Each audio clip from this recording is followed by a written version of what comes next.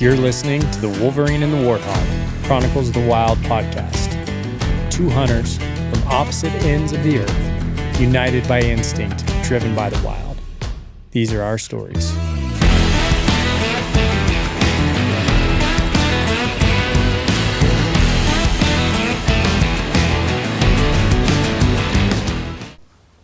Okay, welcome back to the Wolverine and the Warthog. We are back with another guest this week. We have Lewie Foltz. Welcome. Thank you. Good to have you. Yeah, Lewie Foltz has been here a long time. Good friend of ours, and he's the director of AEI Outfitters. And so we're going to get into that. But we want everybody else to know a little bit about you that we don't know about you. So let's start with where you grew up. Where'd you grow up? Shenandoah Valley of Virginia is where I grew up, and kind of the mountain western side of the state, and kind of grew up, you know, I know you're kind of asking about the hook for me in the hunting and fishing world, but grew up for me, it's kind of been a heritage thing. You know, my family hunted and my dad's family hunted, and a little bit on my mom's side as well, but as long as I can remember, my dad would take me to the field, the woods, hunting trips. You know, whitetail hunting obviously was a big thing out in Virginia, and one of the only big game species that you can hunt. Bear. Growing up, we weren't allowed to hunt black bear, even though there's a pretty good population there now. But so just you know, as from a little toddler running around. Parents gave me a BB gun at a really tiny age, probably way younger than anybody should have a BB gun, causing havoc, wreaking havoc on squirrels and any little critter really that moved. But just kind of fell into a heritage kind of scenario for hunting, and pretty quickly developed a love for just the outdoor world. Since I lived in the mountains of Virginia, my backyard was endless, you know, and so kids it's very mountainous there, right? Yeah, it is. Yeah, pretty mountainous, and we lived in a little mountain valley, and literally our backyard was, you know, miles of just deciduous forest. And so, you know, the what we did for free time, a little bit different than what kids do today, but it was run amok in the backyard, making traps, whittling bows and arrows, and you know, any little thing we could do to just be outside and entertain ourselves. And so I think my first real hunting, big game hunting experience was around 10 or 12 years old, I think, with my dad. And I shot my first whitetail button buck with my dad in the stand above me in a ladder stand. And I was on the ground with a little 20 gauge bolt action shotgun and single shot, and killed my first buck with him in the stand above me. And he actually had to put a finishing shot on the buck. But that's kind of really, that was the hook for me, I think, is that experience with my dad. How old were you at the time? I think I had to have been 10, 12 years old, somewhere around there. Okay. Was that the minimum age in Virginia? No, there's not a minimum age. Growing up in Virginia, there wasn't a minimum age. We kind of, like our community, it's pretty normal for people to hunt. We're in kind of a farming mountain community, and even to the extent that in school, middle school, you know, they would give everybody pretty much the day off in the first day of opening deer day. season. So, they do that in Oklahoma too. Yep. Yeah. And so, you know, we'd have off, and my family had a big, you know, kind of a hunting camp at the cabin down the road from where we lived, and uncles and so you kind of grew up with a bit of like the actual deer camp culture, right? Yeah, 100%. Actually, like an established hunting 100%. camp. I mean, you know, the wing shooting BB guns kind of led to the point of like serious hunting. Yeah, but a camp's cool because not everyone grows up with that kind of style of hunting camp where people come over, right? And you kind of whole base out of there, and it's kind of lost nowadays. Yeah, it's kind of. I guess in the East still it occurs, obviously, but there's lots of new hunters now that have never had a family hunting camp. The family cabin, right? You got uncles and aunts coming or whatever, you know, and all converging and hunting out of there, which is And kind of fun. I've seen that's some. that part he's talking about with heritage. Like that's Yeah, kind of your biggest 100%, thing with yeah. hunting is the heritage of it, and to have that's pretty cool. Yeah, and I actually kind of had this conversation. I was telling you that I was a guest speaker at Western here. They have a course that my friend is running that is hunting ethics, I think is the name of the course. And the heritage idea or concept was totally different. These are college-age kids, and a lot of them have never hunted before. And so it's they understanding the heritage piece is different, but there's this like you gravitate over time and evolve over time and based on your experiences and life stage and that kind of thing, and how that hunting culture personally changes, I think for everyone over time. And so I've definitely seen that evolution going from a hunting camp mentality to going to school, graduating, hunting on my own, and then Flip your mic out. And then There you go. It was going against your throat. There you go. is that better? Yeah, there we go. Yeah, it's good. Yeah, so those kids don't have any of that hunting heritage. Yeah, the heritage piece isn't there for them, and so they're kind of starting at a different life stage. We've all obviously, and kind of we've kind of all seen that a little bit. Not maybe as much as you've seen from that traditional side of the hunting camp, but definitely seen the evolution of like family hunting tradition through to your buddies in college, through to seeing like what's now social media, right? And some people starting just at that point.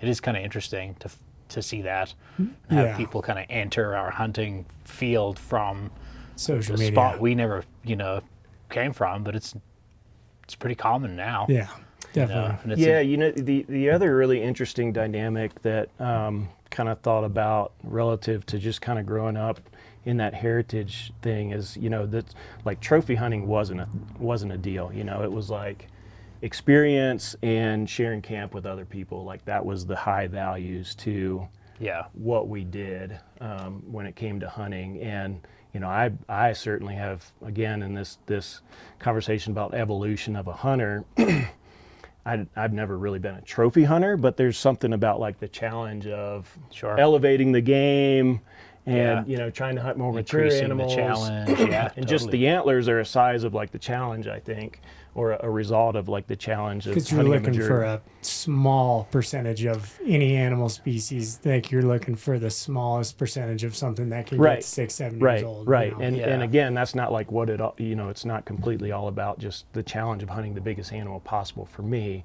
Like I'm gravitating, I feel like now in my journey, 40 years of hunting, I'm gravitating back towards like the higher value of like doing it with other people. And now my son this will be his third year of hunting, and just like sharing the experience, and kind of the motto of like success isn't defined by the kill, but it's defined by the experience and the journey and getting to that point. And if you're lucky enough and fortunate enough to kill, then that's like icing on the cake. We kind of discussed that in that kind of ethics episode we did where, with the social media side of things, at least for newer hunters, they're seeing a lot of like the snapshots of the best, right?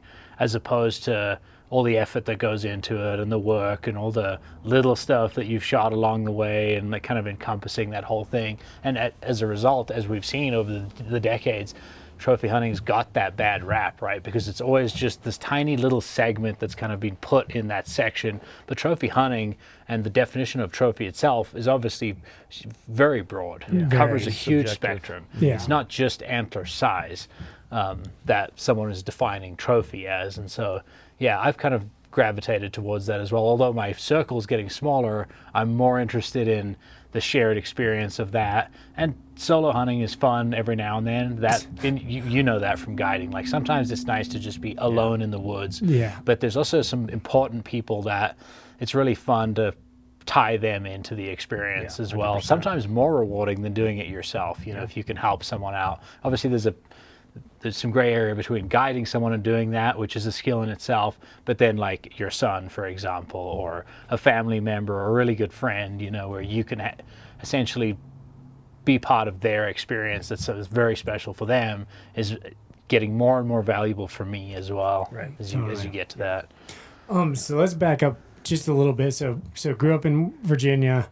Obviously you're in Gunnison now. So talk about your journey. Let's just start from when you left Virginia. You leave after high school? Well, no, I went to graduated with a wildlife biology degree from Virginia Tech, and so studied biology and chemistry and forestry. Hokies? What are they? I'm a Hokie. Hokie, yeah, that's I'm right. a Hokie. Yeah. That's right.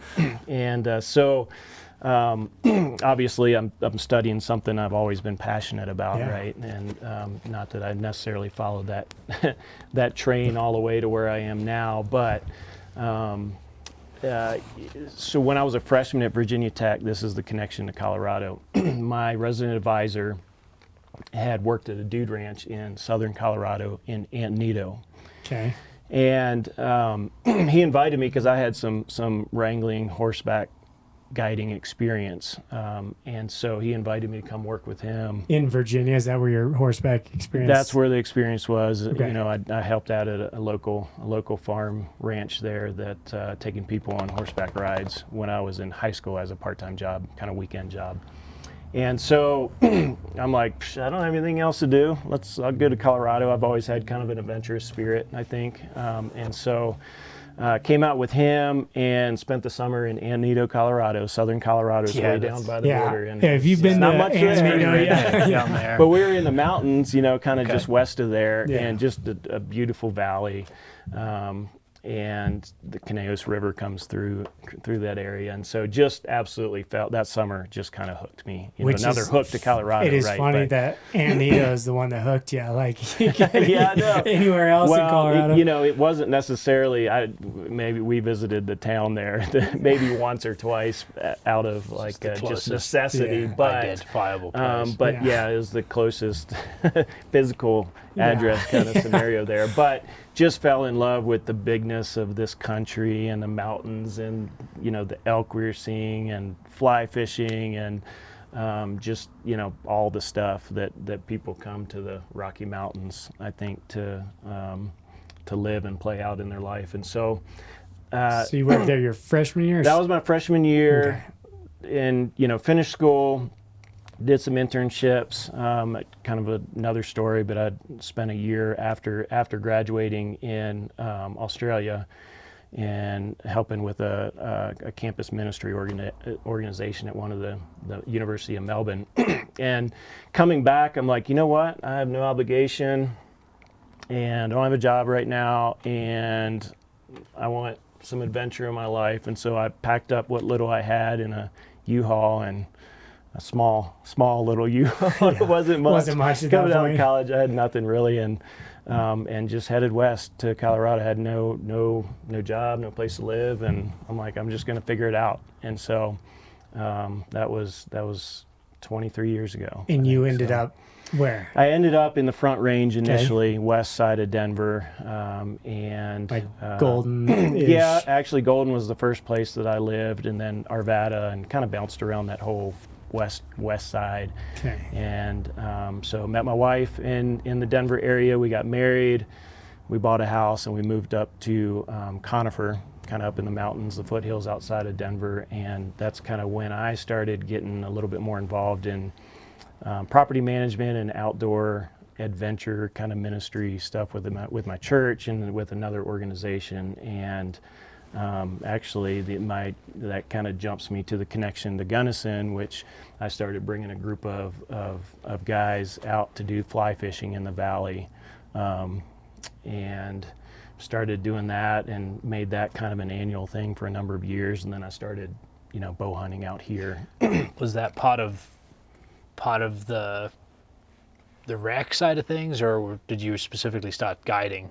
Was that kind of the start of your kind of? It wasn't like a formal thing. It was like taking a group of dudes to go have a good time in the wilderness. Okay. And we were alongside of that, it was kind of in connection with my church, and so we were doing some like spiritual development kind of stuff along the way. And these are Denver kids, or these are? This was grown men for the most part. So dudes, yeah. Okay. They're guys that was taking up and fishing. So just kind of like, taking people that had little or minimum experience or exposure. It's kind of shocking and surprising that so many people that live in Denver don't spend a whole lot of time in the mountains. Sure. And so, kind of early on, I learned that like the platform of wilderness adventure is a good place for life lessons, right? Yeah, and absolutely. spiritual lessons in that regard too, and just helping people grow as a person. And so I've always been really intentional about that piece, I think, and using that platform, something that I love and value, and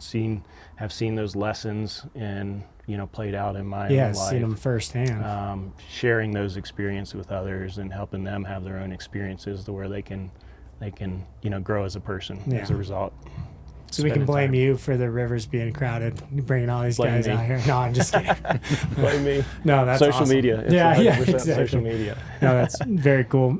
So when did you guys finally make the move then? So I had gotten just through a mutual connections and organization. There was a job opening for the job at Adventure Experiences, or AEI, and it was to basically manage the whole program and the business, which was also kind of use that same kind of terminology of using outdoor adventure as a platform for helping people grow. Yeah.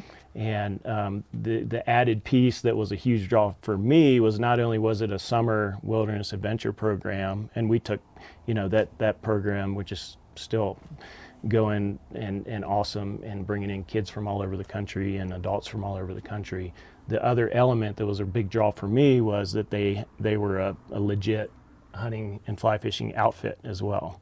And so they kind of, they use that to help offset the cost of, of the camp summer experiences for kids, to make it a little more affordable. That's when I was in 8th grade, and all the gunny kids that grew up here, we went to AEI for the Taylor Challenge and the ropes courses and everything. And that's another like character, faith building experience in the mountains, that we got to do with our buddies. And I mean, if you ask anybody that grew up in Gunnison, I mean, still going strong. It's one of their big favorite influence things for lots of kids, and still is now. Absolutely. So nice thing to have, because not everyone has a facility like that. That's awesome. Yeah. So AEI's been around since the early to mid 80s. Okay. 1984 is kind of established.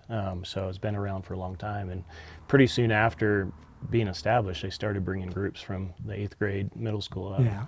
Which for that they're Taylor Challenge, we're still doing, and one of Andy's good friends helps with that, and it sounded like there was a little trouble. I don't know exactly what, but I was like, at all costs, that thing has to keep going. Like, that is the only thing that I was mad about was I broke my arm like 3 weeks before, so I couldn't do any of the fun stuff on the ropes courses. Oh no. Yeah, but I mean, just a super cool experience. Yeah, so for me it was kind of an obvious, I'm going to throw my name in the hat and see what happens, and out of however many 60, 70 applicants, I can't remember what it was, somehow they chose me to. They picked that Hokie.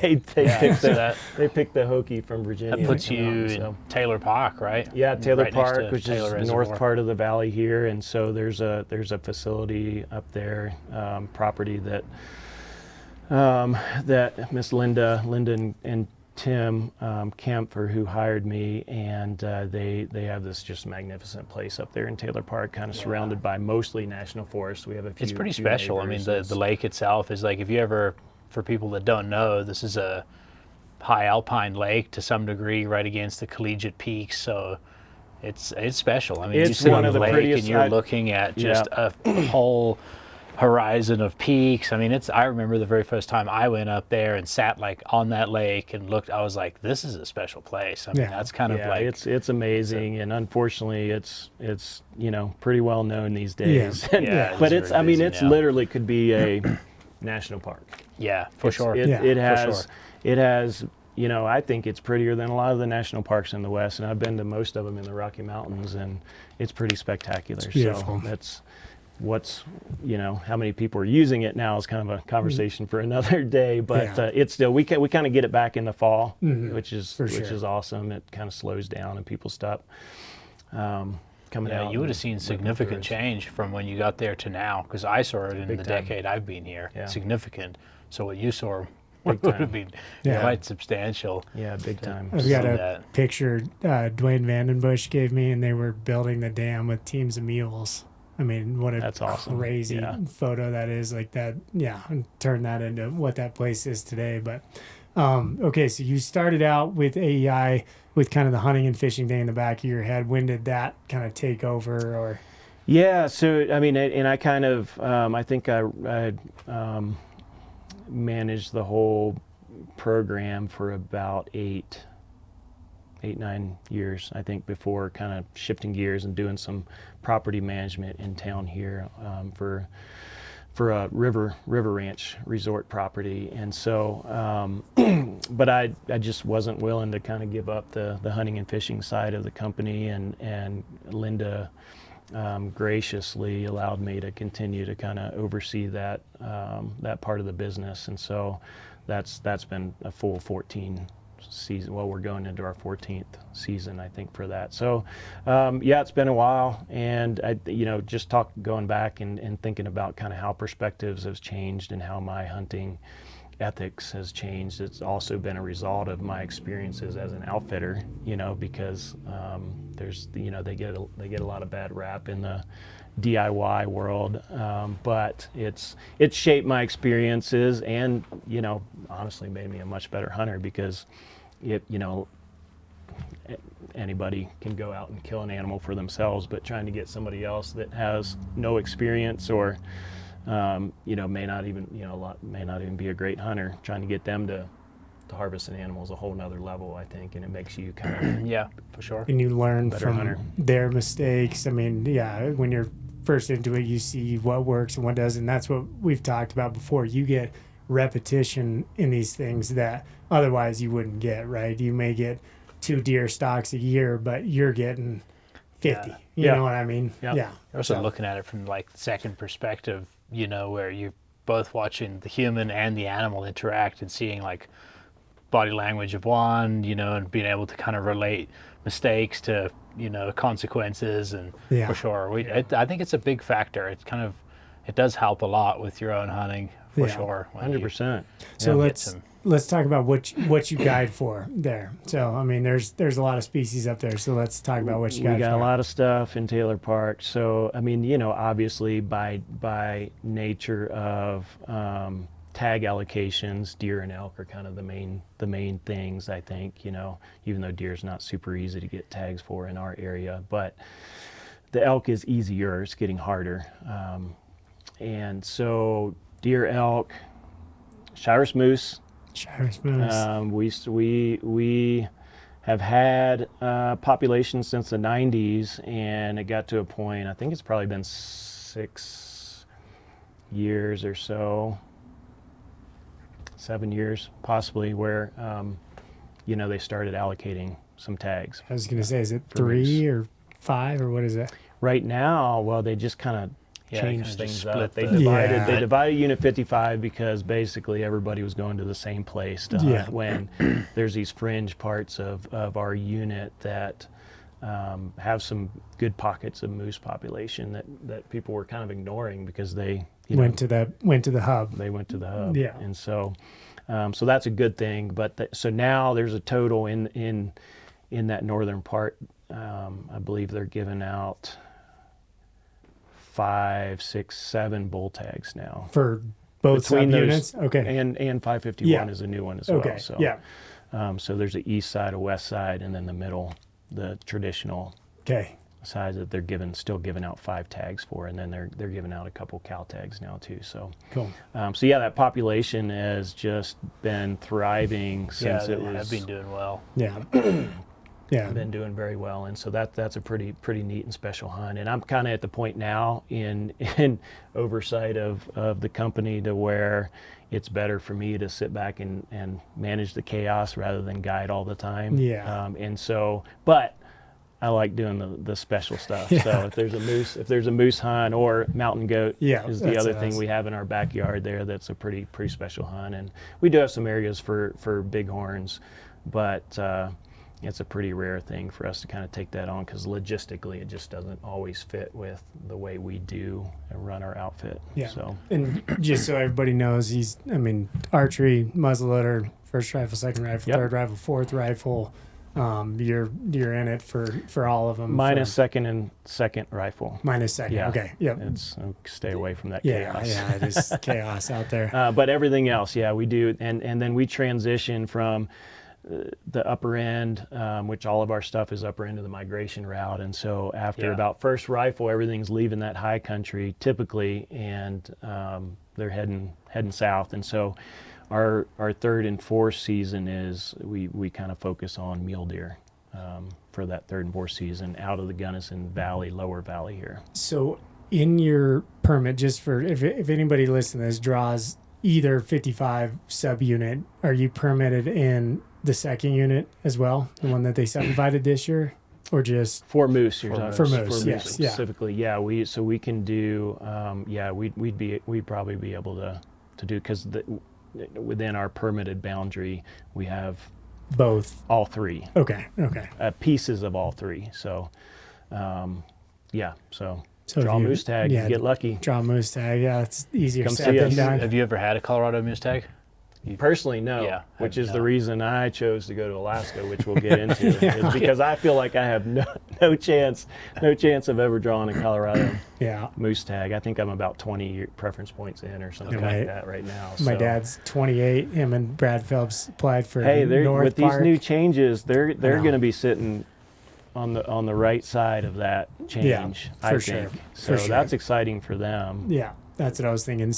They're sitting at max. Like they were applying before the new point system, which is now 28 years old. So not exciting for most people, but for those. Should we touch on that real quick? Yeah, let's now that we have a little clarification on. We were talking to Lewie a little bit ago because we did the Colorado application strategy episode, and Lewie got some clarification that we were unaware of. So. Previously, when we were talking, we were saying that there was a 50% split, 50%, and this is for elk, deer, antelope, anything but the big three, bear. 50% we're going to go to the highest point holders, 50% we're going to go random based on the amount of points with your name in the hat, 8 names or 8 points, 8 names in the hats. We just got this clarification, and I'll let you elaborate on that. I think they were calling it a weighted split. But the clarification I received was that second 50% of tag allocations is going to be a full random lottery draw. And so there is not going to be weight based on your preference points. And so if you're in the pool, you have a chance. Yeah. So if a deer tag takes 15 points to draw and you've got 15 or you've got 14, you might be in that upper 50%. If you've got 13 or 12, you have one application for the other 50% of the tags. Yeah. And the same as somebody with 0 or 1 preference points. So that definitely changes things up for what we were thinking, because and they did originally, that's how it was structured. Yes. But that was a gray area that obviously changes things substantially, in my opinion, because having it weighted to the number of preference points, it kind of you had an advantage in both pools, both the hybrid pool and your highest point holder pool. Now, statistically, your odds are terrible. However, it does give people with no points some hope of drawing. Like you said, you could get a phenomenal tag with no points. But I still go back to one of my statements when we did that episode, which was like, if you had been loyal to Colorado's system and the goalposts they put in place back then, you kind of are getting screwed. Now, it's not like I'm not saying I know a better way to do it, but ultimately it is what it is. Because the allocation has gone down for non-residents in addition to this split. So the non-resident high point holders, they're taking it. They're getting it on this one. It's no way to make that scenario a win-win scenario. So now, do you know how is this going to help point creep? So that was the philosophy. That's the whole reason for the change. Do you understand like how they basically you're hoping, the system is hoping everybody dumps their points, which we're seeing. So this is like a scare tactic, basically, is what it is, and it's it kind working. Of is. And the other dynamic to that change in 50-50 allocation is that what it's taken now for that same hunt versus 2028 and beyond, there's going to be a point creep for the people who have the points to draw the tag, and so it's not going to be the same value. It's going to be pretty difficult to predict what's happening, because this, I mean, we actually ultimately don't know if this will reduce point numbers, because there's people coming up the ladder, right? And the lower point, like if you look at it like a pyramid scheme almost, there's more below you, right? Yeah. So it's a tricky one. Ultimately, I don't think it's going to actually change. I don't think it's going to get rid of points, right? I just ultimately, in the long run, I don't think it's going to really change that, just because, sure, like the number of points it might take to draw a unit might change, but the number of people wanting the same tags that trajectory is set. We don't have enough tags to give everybody tags. That ladder will just, however it fluctuates. The one thing that's hard, like you said when you came in, is like you spend quite a lot of time with your clients and potential clients on how do we predict like what we can draw, how do I make a commitment to come on a hunt with you, and so on and so forth. But now it's very tricky because there's a couple of things happening. You're having people with more points than necessary to draw a tag that would have ultimately maybe saved them. And what I'm to clarify, let's say a unit took 10 points to draw, and you had been saving your points to get to this 10-point level that gave you a chance of drawing it, right? That's kind of that's what you were aiming for. But let's say now you've got 15 points. This is for someone who's not super familiar with the system. You're going to have people in the pool now that have 15 points that are a few points away from getting what they were aspiring to get, that are now seeing that likelihood is not probable. So they're taking their points and they're essentially burning some points they're taking 15 points and drawing a 10-point unit. Right. And so that structure in itself means that the people that were very close to getting something over the next couple of years potentially may not get it, because you've got these higher point holder people dropping to your level, bumping that, and so it's going to be very difficult to predict. Sure. Once that change takes effect, it's going to take another 3 to 5 years of kind of like this ebb and flow to balance out for us to see what that even looks like. How many people did dump their points over the course of this last 3 or 4 years, and where does that ultimately put you? Do the points, do they creep back down? I suspect they'll probably average out. Connor's breaking stuff here. I suspect they'll average out ultimately. Well, I mean, what do you think? What do you think? Give us a 5 and then a 10-year guesstimation. Yeah, that's the question, and I can almost guarantee that the professionals who put this in action don't have a clue how it's going to play out. Sure. Either. I mean, it's hard to predict that. I do think that I think the biggest change is going to be in consistency of being able to read statistics and feel pretty decent about your chances of drawing a particular tag. It's true. That's not going to be the case anymore. Now it's a guessing game. It's going to be, 50% of the tags are going to be a guessing game. And so there's going to be a lot of uncertainty in just, the normal stuff. And, certainly there's still units. Units are all going to be in areas, are all going to be managed, for what's the best case situation for that geographical area and whatever game species it is. So I think that there's going to be that dynamic is going to be a big change. You can't go back and statistically you can look and say, okay, to be in that top 50%, this is what I'm going to need. After a couple of years, you'll be able to kind of get a gauge for how many points. I still think that's going to be a big point jump there in what's needed for that tag. Compared to what it is now. Yeah. Right? Yeah. And so, but the other is just, there's not going to be a lot of consistency except for the units that are being managed for opportunity and they're giving out tons of tags. Yeah.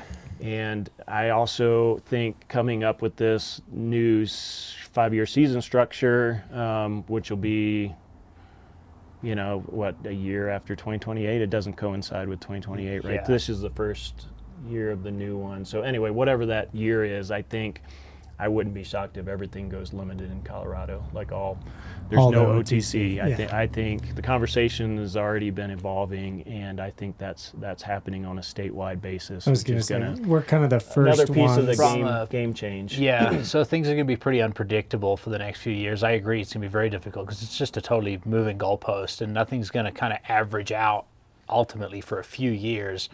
And then, I mean, from the standpoint of, I know people have strong feelings on this. From a management standpoint, I don't have a strong feeling on which way it should be, but from a management standpoint, if it's not all limited, it's very hard to manage properly. 100%. Yeah. Right. 100%. That's my opinion on it. Because where you guide for elk, I mean, honestly, has phenomenal genetics, phenomenal habitat. We're looking at a 10 bulls per 100 cow ratio probably in your unit because of over the counter. Right. You know, and you just get, there's no way a science-based approach or a management approach you're going to be able to. Which is an odd thing. It really struck me as odd when I came out here, and maybe it did you as well when you kind of first learned the system. Because I remember early on thinking, I was like, this doesn't really make sense. I was like, all over the world, and even in the livestock industry, cattle farmers and stuff, it's like there's a structure in place to figure out, like, how many do we have, what's the carrying capacity, how many are harvested, right?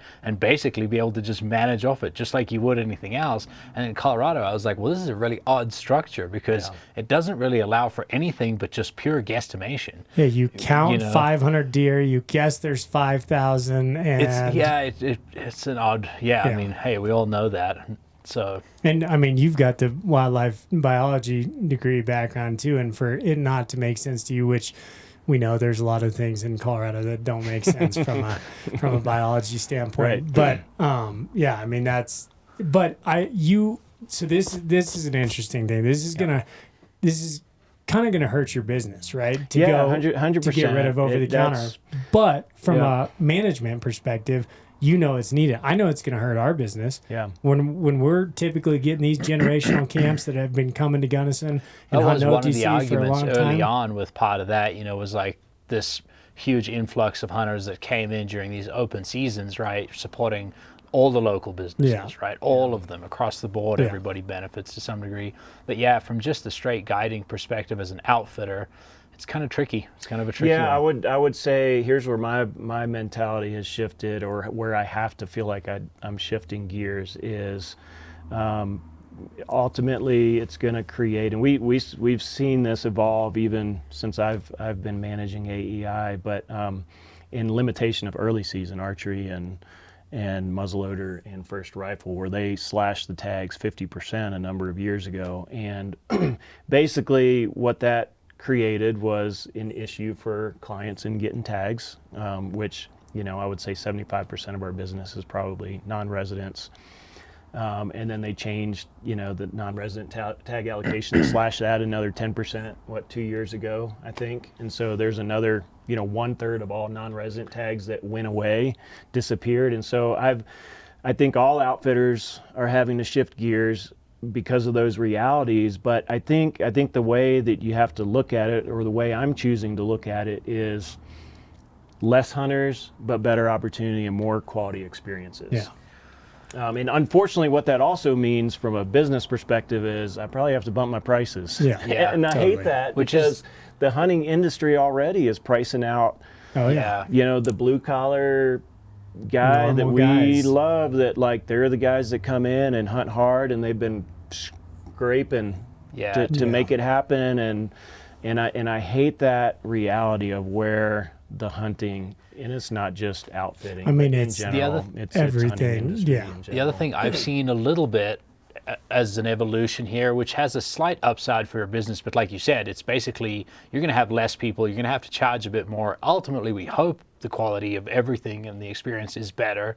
But I've also noticed it's like the harder it is to get a tag, the more effort someone's willing to put in, which may benefit outfitters, because like what someone maybe could do on a whim, they'd be like, you know what, I'm going to wing this. I'll go in and do it myself. Or now they'd be like, hey, this might be the only Colorado tag I'm going to draw, even for your unit in, I don't know, 5 or 10 years, whatever the gap is. And at that point, they're like, I'm because of that, I'm going to invest in help, But we're also seeing increased pressure as a result of that. I am, at least in the woods. I don't know if you guys have, where take like a mid-tier kind of a good elk tag that we know locally here, right? That 5 to 10 years ago was average, right? Now you're seeing guys get that tag, right? And they know full well that that's not a one tag they're getting every 3 years. Right. Now it's one tag they're getting probably once or twice in 10 years. They're hunting that tag twice as hard. They're putting twice as much effort in. Sure. I mean, I've seen that before, and I've seen it evolve in these units. You know, now guys are like, I'm in there for as long as it's going to take. It's more pressure. So even though your number of people might be reduced a little bit, they're putting more effort into that one tag. You're getting the serious guys. Yeah. But I also do want to point out there, it went limited in 2000. It used to be over the counter. So the reason we see a much better quality of animals, quantity and quality of animals there is better is because we went full limited. My grandpa used to outfit there. They were pissed about it. Now they see the benefits of like, okay. The tricky thing Colorado has, which has always been a conflict of interest I've seen for the department here compared to some states that generate conservation revenue for their game departments through other funding by everybody in the state. Colorado is still almost 99% hunting and fishing licenses. So how do they achieve that? Is it truly going to benefit habitat, the species, etc., right? Because they have to sell tags to preserve, you know what I mean? I wish that's our biggest change that benefits things. It's like, and like you said, there's going to be these, like, they might go limited, but the tags might be really unlimited. You know what I mean? Like, so it's like, it will be. Yeah, and that's how it is right now. You know, they took the average of the last 3 years of what they thought was, you know, using the landscape once per again, unit, it's a guess. and There's they subtracted 10%. It's an, they would say, an educated guess, but based on their surveys. And so, you know, but if you look at the numbers, and this will be the case when everything goes limited, there's going to be a lot of tags out there still. Yeah, and the opportunity to get a tag in those, what were once traditionally OTC units, at least for, you said 5 to 10 years, I think there's still going to be pretty good chance of being able to hunt some of that stuff on a regular basis. But the reason they had to slash archery, muzzleloader, first rifle, and fourth rifle as much as they did in these units is because they had no control over second and third, right? So they're trying to counteract the killing in second and third by slashing the tags early. So, I mean, they've been kind of trying to, you know, do it, but it's impossible to do it. Well, I guess that's the point I'm making. It's like we're trending in the right direction, but ultimately, will it make a difference? My opinion is no, because we have to sell. The department has to. They're not, based on all probability, they're not in this to lose money. Unfortunately, and it is the position they're put in. I wish they weren't in that position. Is the argument I make? It's like I wish everybody in the state paid towards conservation in the sense that we could truly manage our wildlife for that purpose, and then hunting could be the byproduct of it. Now it's kind of like it's a conflict of interest, and it's a trick. There's no way to just balance that out. In the survey that they sent out, it was really funny because it's like, okay, would you like to see these units go over the counter? And it's like, yes. And they said, okay, well, here's the pros and cons of that. And on the cons, it's like, that results in $4 million of lost revenue for CBW. And I'm like, I don't care. Like, it needs it for the animals. I think they'll find other way. I mean, really what they're going to do is bump everybody's license costs Which up, is fine. We've talked about that too. And I think a lot of residents are very willing to eat that. Absolutely. Eat some of that cost anyway. We argued that a long time ago. I mean, 10 years ago when I was here, there were several residents that were like, we pay 10 times what we pay now, provided the ultimate end opportunity was a better experience. You know, less that's a people, balance. I get better quality. It is a tricky balance and the middle ground, but yeah, I think they could. However, the other thing I'm seeing across the United States is there's a trend to worse wildlife management and more generating of revenue, particularly when these departments start to get commissions and they're operated more like a corporation, right? Not with a strong core of people that are like, we're here to preserve habitat, buy more habitat, you know, improve, reintroduce certain species. That kind of, now it's like it's a profit thing, right? And you're seeing it. I mean, whoever's listening to this in any state over the last decade, that's starting to occur, and it's starting to creep to the point where we're like, it's just, think of it like your taxes, right? It's like every time you get a tax increase, how much of that do you see go back into your own community, your own infrastructure? It's getting to that point, and I worry with that in the whole wildlife side of things, where it's like, hey, we are prepared to pay more, but I want to see a return. I want to see a return benefiting the wildlife, and I don't. Now it starts to get to be a bit of a money grab, and ultimately I'm really concerned, especially if I had kids, with the future generation of things, which is like, what does this look like for my boy when he's 15? Yeah. Because it's going to be, like you said, like you talked about pricing out the blue collar guy now. It's like in 10 years, the trajectory's not looking great. Well, it's happening everywhere. Like Andy and I It go is to everywhere. Oklahoma. I know, that's kind we're of paying a- $700 It's for a happening in the whitetail 180. woods. But I mean, like you said, we kind of make it a priority to make that happen, right? You're putting money to the side. You kind of know what you're going to get into the following year, so you have to make it a priority, and that's what the biggest benefit I see with the over-the-counter stuff is that you are attracting the more serious guys. Yeah, they're going to hunt harder. Yeah, they're probably going to be better hunters, but you're attracting more serious guys that are safer to be around in the woods. I mean, even the average guy, right? If it's more skin in the game, he's going to put more effort in, Yeah. So anyway, let's... I know, sorry, Yeah. rabbit hole again, but But that's that an does update give for sure, 'cause yeah, that's a some significant change. significant. So yeah, I was saying I wouldn't dump your points, but now after that, I mean, if you're close, I'd hold on. If you're not close, I'd hunt somewhere and then start at the bottom with 0. If you got the same odds as somebody who has 18 points for a 20-point tag with 0, burn 'em. Crazy. Yeah. Yeah. It's going to be different. Yeah. Yeah, it's a moving goalpost for sure. It's Yeah. definitely going to be a change. It'd be interesting.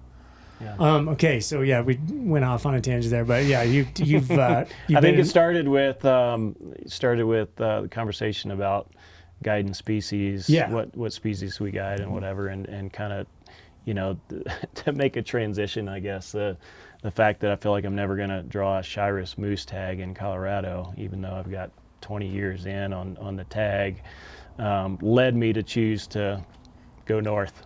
Okay, so yeah, this is a crazy story. So let's talk about, I don't know how much you want to share as far as this goes, but how you found this place or started this process. Just Yeah, the talk whole about process, this. Yeah. actually, right at the beginning. Yeah, I so- mean, talk us through just like... Yeah, well, I mean, just kind of speaking about, growing up, winging BBs at, little critters running around. I feel like I've been dreaming about a moose hunt in Alaska since I could read an Outdoor Life or Sports Afield magazine, and so I think that it's always been kind of a bucket list thing for me, especially as a boy, and even gravitating, even though I've been super blessed to have to live in a place where you can have big adventures here, Yeah. right, in the Gunnison Valley And spend a Colorado, lot of time around moose too. You and spend spend a more lot of time around moose. moose and being able to guide a handful of guys and see moose in the field. I think that probably just whetted my appetite a little bit more for Yeah. having an experience Bet. my own, Yeah. and so I guess being an outfitter, obviously the main moose season in Alaska is September, and so when we usually have a pretty full September with archery muzzleloader clients in camp, and so it's never even really, I felt like, have been an option for me. Yeah. And so I think I kind of shifted gears in my thought process about having a big adventure like that and just making the sacrifice if I could plan out ahead. And so on these Alaska trips, you got to plan, generally speaking, multiple years out. Yeah. The resources is limited. It's becoming more and more popular. Again, going back to the social media stuff and more how information. more So it's a bit information, more stuff out there to kind of figure things out. And so the things that are limited in Alaska are the resource, right, the wildlife resource, and a way to get to the wildlife resources. Yeah. That's Yeah. probably That's the the biggest biggest, limitation, yeah. right? Logistically, for is sure. the how do I get into the field? Is it boat? Am I going to do a float trip? From a place on a highway where I can float to another place and get picked up, or drop a vehicle, or is it take a riverboat up the Yukon?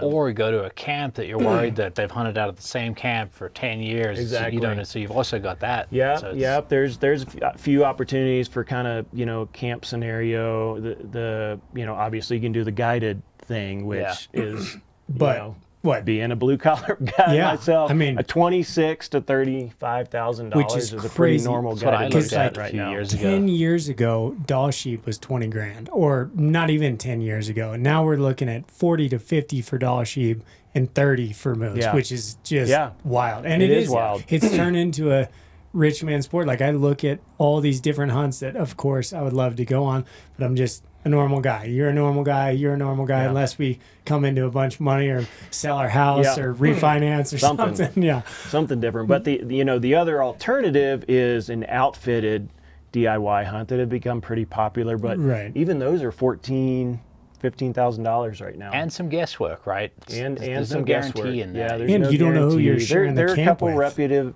reputable outfitters out there where you have that their opportunity is really high. But again, still $14,000-$15,000 for a DIY camp. You know, Yeah. basically, they're flying you into a predetermined location that they choose Correct, yeah. and dropping you off with usually your own gear.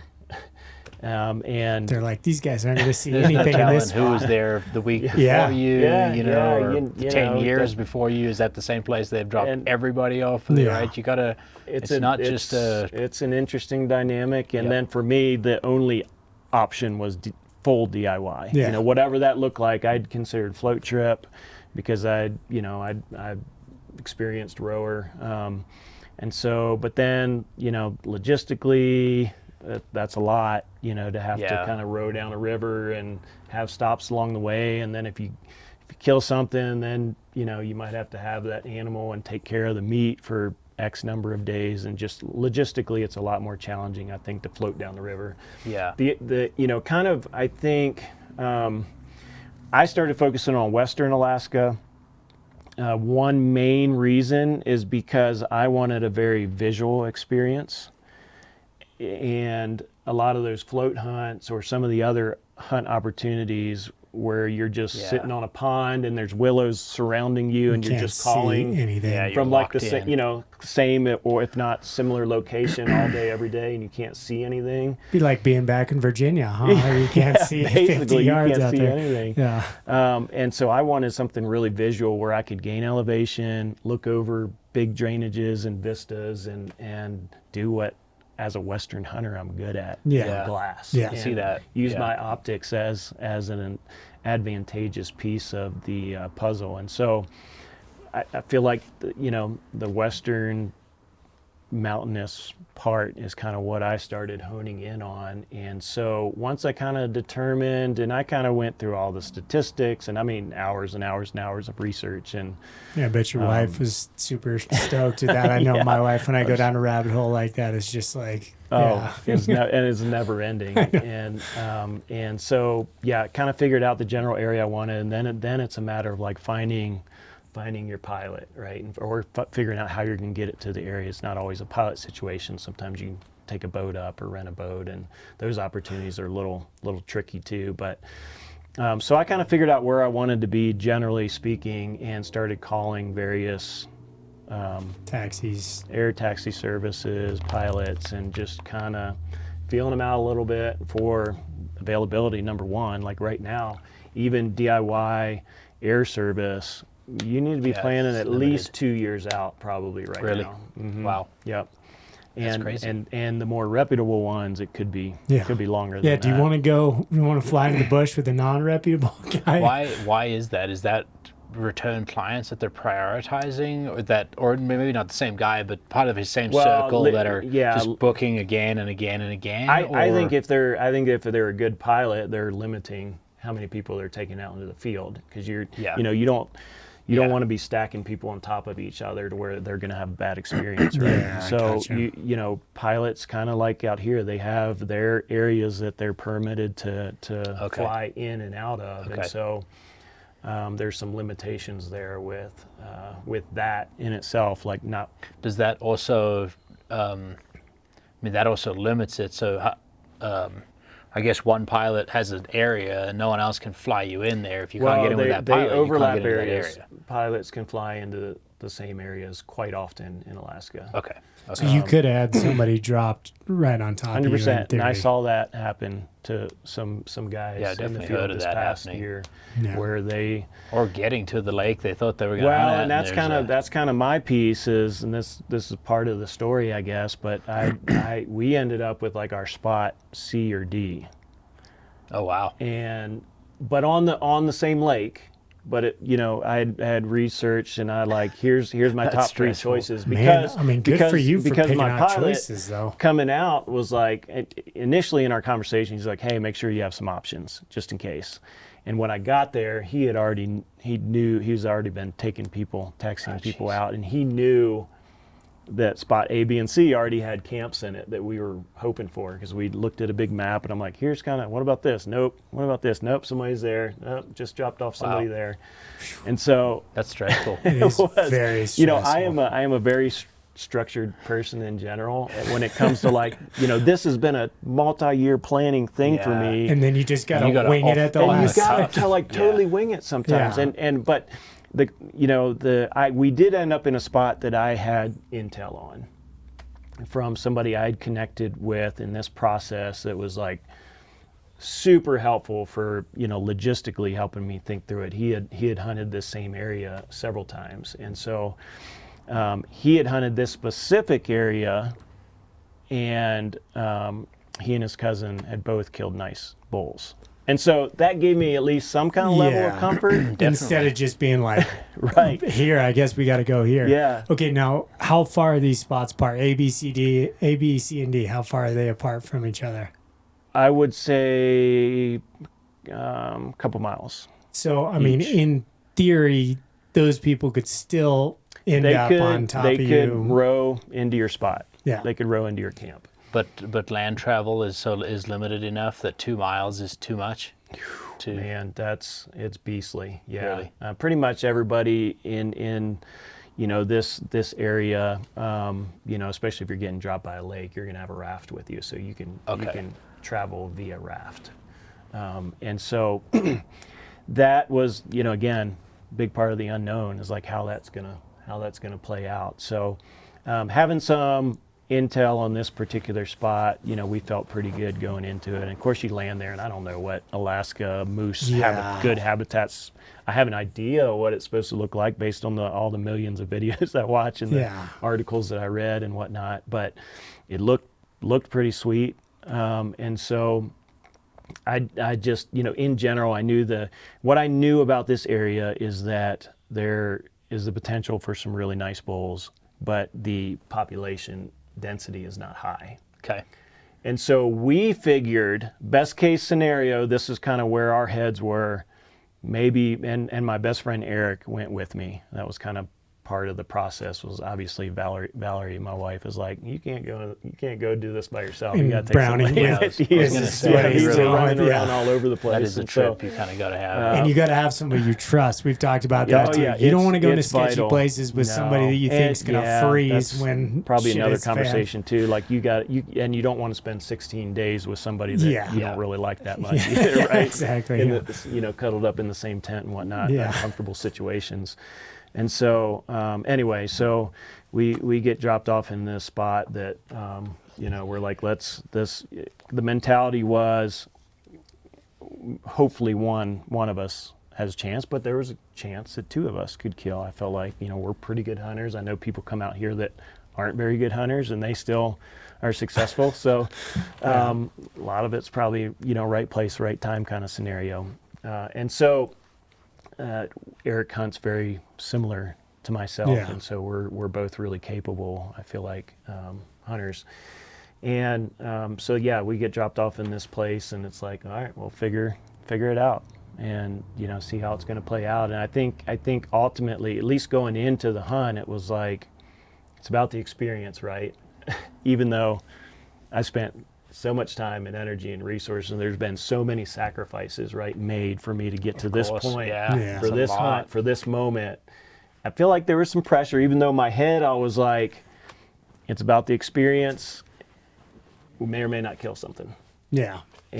But all that other stuff, of high expectation in the back in my head based on kind of how things had to play out for this particular hunt to happen for me.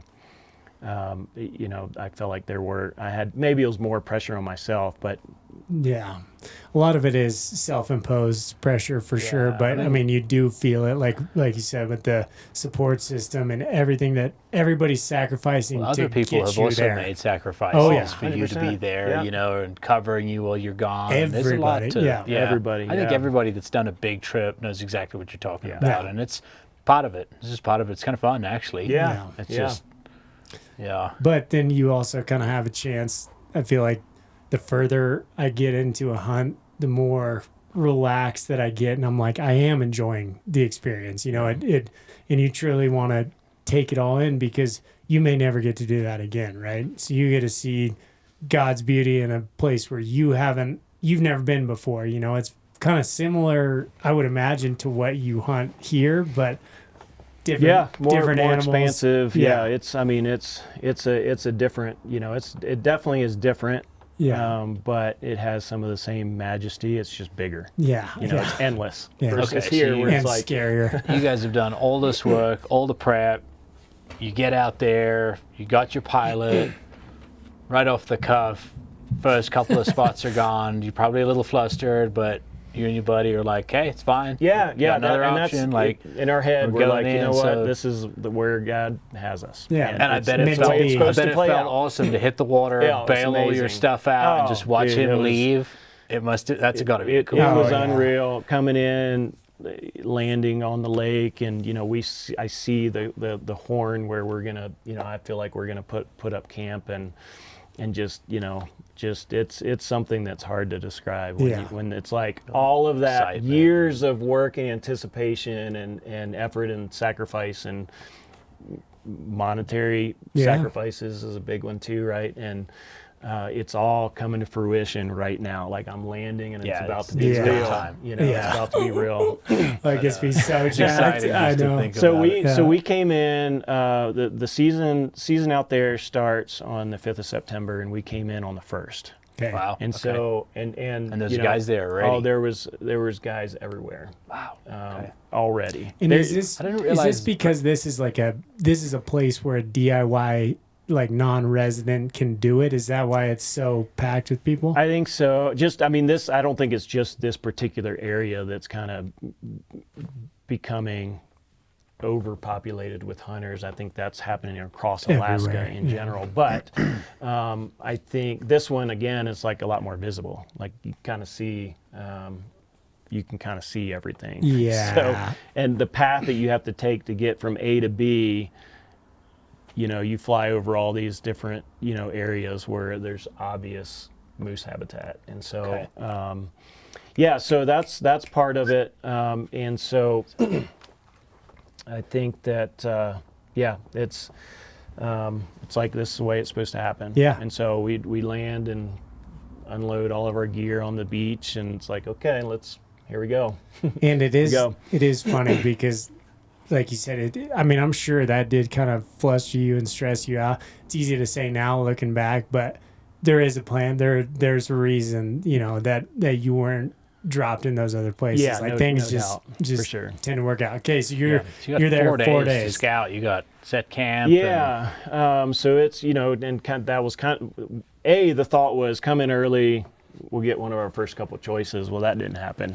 And there were people, we heard of somebody that came in literally like a week and a half before the season started. So they were Did they planning to set be up- there almost a month Do they in the set field. up camp and leave, or do they? No, they set, well, in theory, they set up camp. Yeah. I guess 2 guys. I don't know how much those planes can carry, but it's probably a It fair depends on amount. the plane. Yeah. Like, what were your guys'? What was your all-in weight Oh a gosh. piece? We did have to shed some extracurriculars Okay. at the hangar. Some snacks I was wishing I had later that I was like, man, that tastes really good. Yeah. Right Just now. knowing they're But sitting I there. had to Yeah. we had to abandon a few things. We abandoned our bear fence that we brought. Is that like an electric? It's like an fence? electric, had a little solar, battery. So it's like kind of deal, it's but- like the horse, like the single strand electric fences that you can. Yep. Yeah. And we made the decision that was something we wanted to abandon versus something else. And so Keep the Skittles, throw the bear fence away. exactly. So anyway, we kind of asked the pilot and some other people who had been out in that area, and they're like, I don't really worry about it. Especially this lake, like, I think I was telling you earlier, there's no, or maybe your dad, I was telling that there's no salmon spawn that comes up because there's these big waterfalls, and so the lake is without salmon, and that's a little bit of a detractor for more of these guys. Yeah, but there is a ton of them. Oh, there's still a lot. Yeah, but are they just not as aggressive because there's no salmon? Well, they're not around the lake and beach edge. Okay. So they're in different habitat. Like they're just everywhere you could see, just munching blueberries, basically. Gotcha. Okay. Foraging in that way, and not on the beach where dead salmon were all over the place, Gotcha. which are some of the other areas, rivers and streams and lakes. And Nonetheless, precautions made for camp. How you for store sure. your food, guarding camp. What about 100%. Yeah. yeah. I mean, we saw them as close as 100 yards, and black bears we saw even closer than that at times, Okay. and wolverines. Sweet. What did you guys take for weapons? Obviously, first for the moose. Did one of you try to take a bow?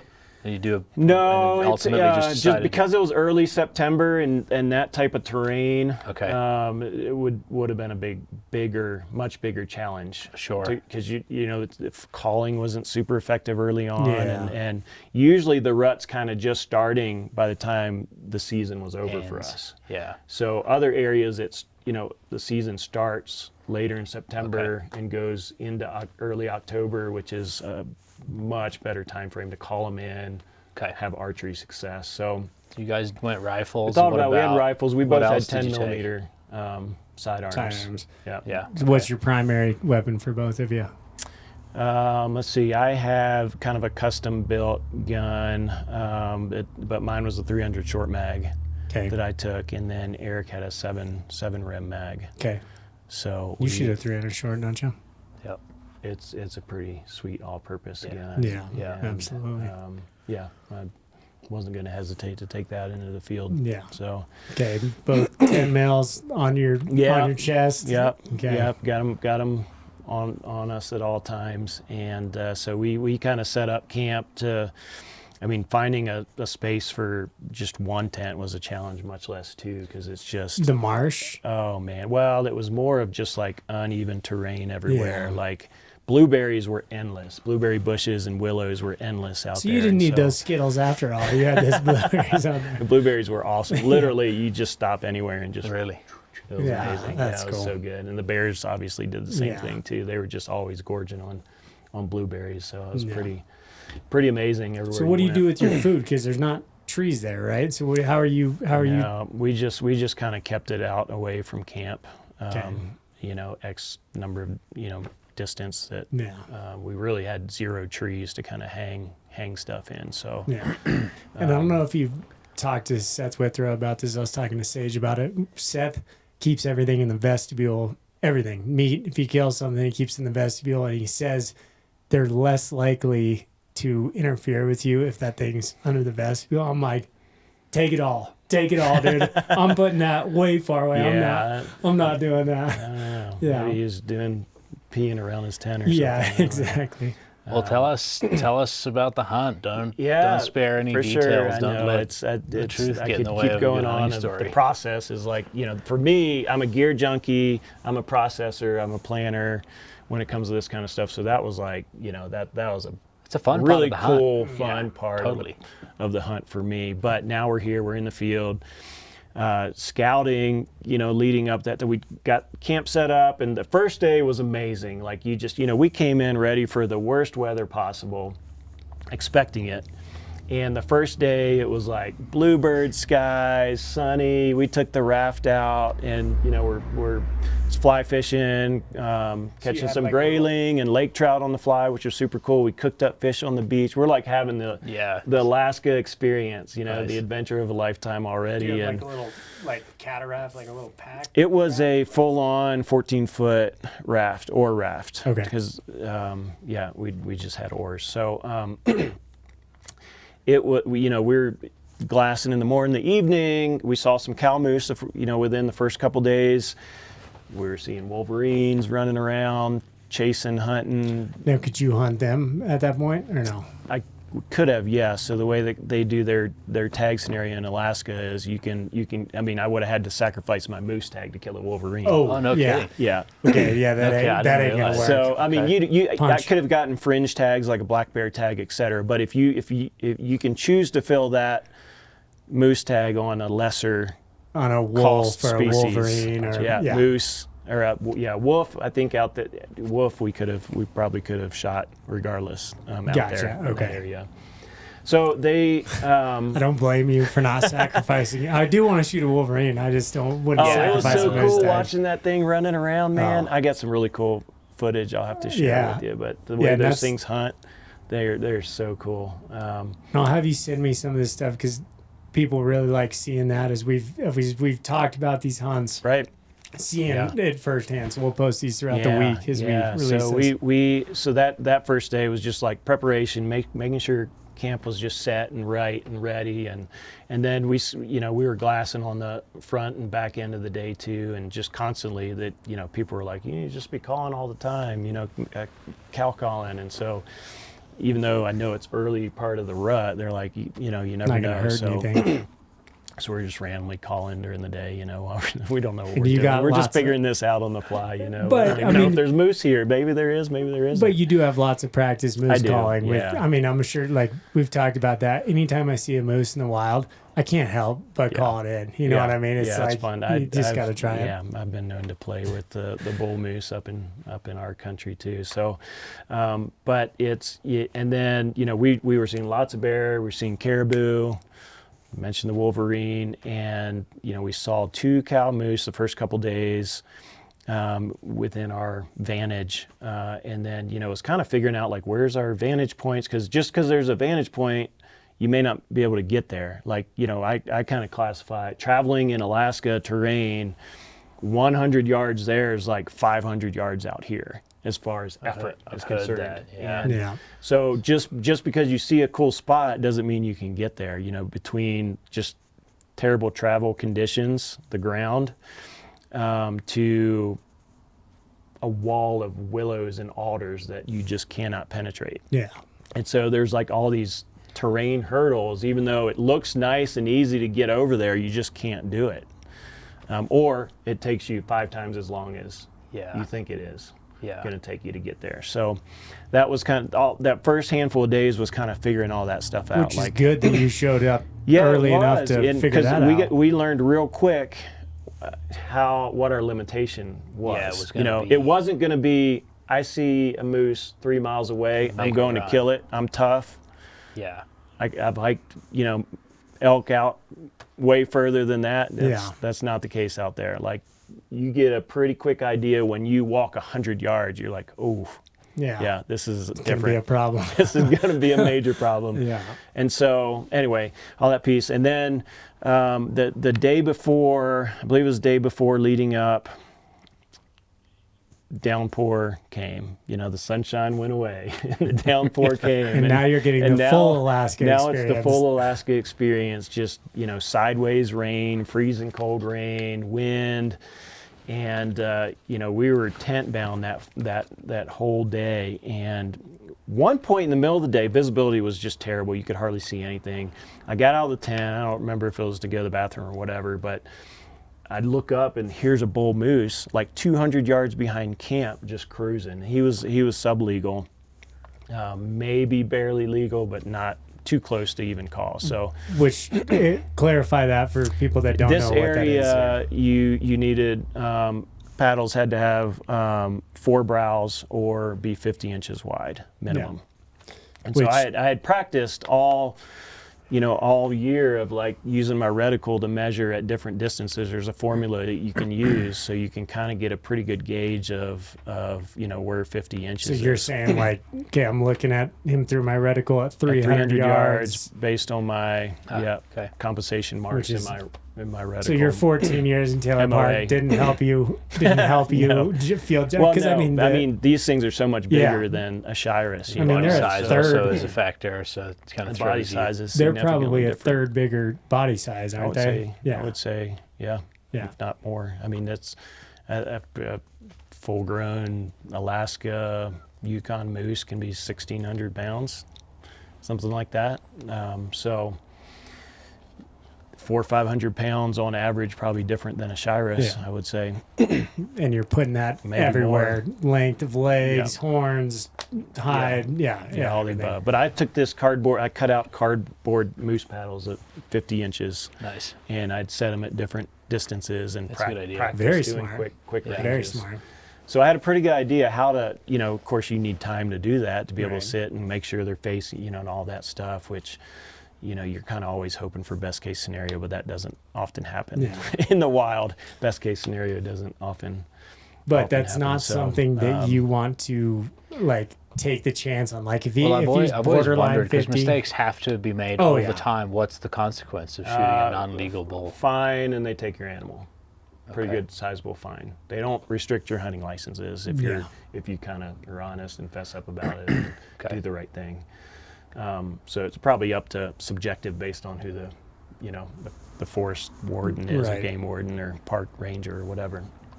But I had heard particularly the park ranger for this area was very, very strict about all this stuff. So if they regularly land and check out your camp, make sure everything's good. And if you kill something, you're going to walk them to the carcass more than likely and show them. Because then the regulations on that. So tell them how much meat can be left on. Yeah, typically, at least this was kind of what I had heard. Like if you have 4 pounds of meat, and this is like scraps, you have to take it all in Alaska, which I think is a really cool. I'm all for that. But they are very this particular park ranger is very particular about it. We had heard horror stories about guys losing their moose because they didn't do a very good job of cleaning that carcass out. So, I mean, it was everything, ribs, everything has to go. All the neck meat, scrape it up, and if she can come up in there and scrape up to 4 pounds, then you lose it all and get a big fine. That's like, you're not taking anything from head up, obviously is good. It's just from neck, neck all the way to neck shanks. all the way down. Yeah, pretty much everything. So and also in this area you had to take the quarters bone in. Gotcha. Which is another game changer as far as weight goes. I mean, logistically, like you said, 120-pound quarters probably. Yeah, but like you said, you can't even get to a bull 3 miles away because of like the terrain. We figured 10 trips of over 100 pounds total to get a moose out of the field. So what were you guys like as you're talking about this, you and Eric? What were you talking about as far as how far you'd be willing to go? Yeah. I think that's subjective. It is subjective. Early on, it's like 10 miles. No, I think we were a little realistic. Like, honestly, initially I was thinking 3 miles. Yeah. And then when I experienced the terrain, I was thinking more of like, if I had 2 miles in it downhill, would be a struggle. Downhill, Yeah. and it's going to be a rough couple days. Yeah. And realistically, it was like a mile is kind of our limit. Okay. And I feel like that would be doable for us. It may take us a day and a half to do it, depending on the time that you killed, Right. So that was kind of where our head was. Which is fair. It was longer before we actually experienced the terrain, and then we're like, whew, okay. I mean, we're big, strong, tough dudes, but like I said, you realize pretty quick how hard it is to get around there, and then you think about putting 120 plus pounds on your back. And scraping through alders with brownies, just sitting on the other side of it. Yeah. Yep. So anyway, that's So anyway, day one comes, and we just had a rain day. We actually saw 2 barely sublegal bulls before the opener. So we were feeling good. Yeah. We're feeling we had seen a couple cow moose. We're feeling pretty good about it. I knew it wasn't going to be a scenario where you're seeing bulls every single day. Yeah. Okay. I knew that wasn't realistic based on the intel we had and the research we had done. Moose density's low, but there's good bulls here. So that was okay. We're okay with that. We're excited going into day one. Day one, and we kind of decided that we would trade off days of who the shooter was. And Eric was day one.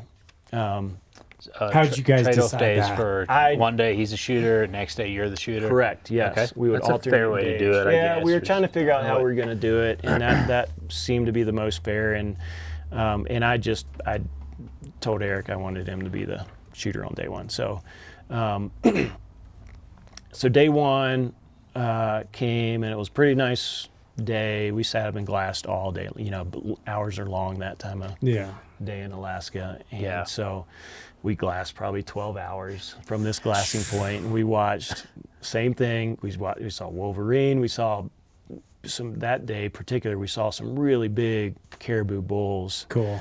Are you guys sticking together at this point? We kind of decided we would. It really didn't make sense not to, based on the layout of the terrain. Okay. And we both had spotters, so we were optic heavy. Yeah. And so we saw, wolverines, more bears all day long, like cool stuff all day. We're just like soaking it in. Wild Alaska, just soaking it in. And I think we did see a flash of a cow moose that first day. Okay. So day one ends, go back, get a good meal in, and then And what are you eating? What's a good meal? We had a lot of peak refuel meals, and then we had a combination of like our own kind of stuff versus some dehydrated stuff. I like the peak refuel. Yeah, I know it is. They're pretty. Yeah.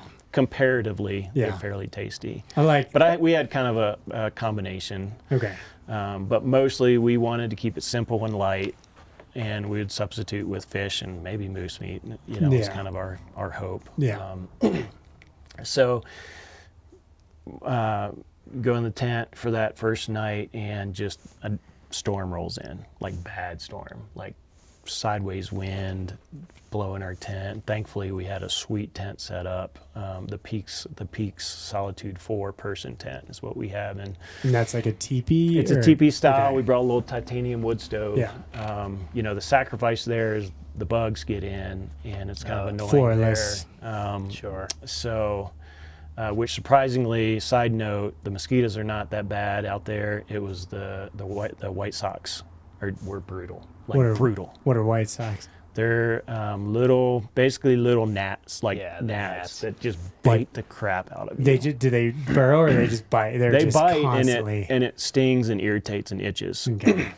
And they like to go for like places around your sleeves, like your headband, behind your ear, like all the worst spots. Yeah. And it's just like, when it's warm and no wind out there, it's just all day. Constant. Yeah. Constant. Oh man. It's brutal. I was gonna say that drives me. I would have been happy to have mosquitoes, I think. Yeah. These things were something else. Yeah. And so anyway, just crazy storm comes in. This is another story.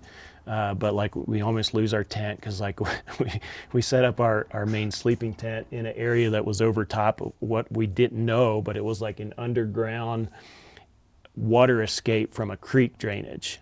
Once the big storm came in, it overflowed over here, and water started literally shooting out the sand and the beach underneath of us. Jeez. And our foundation for our tent started literally crumbling away.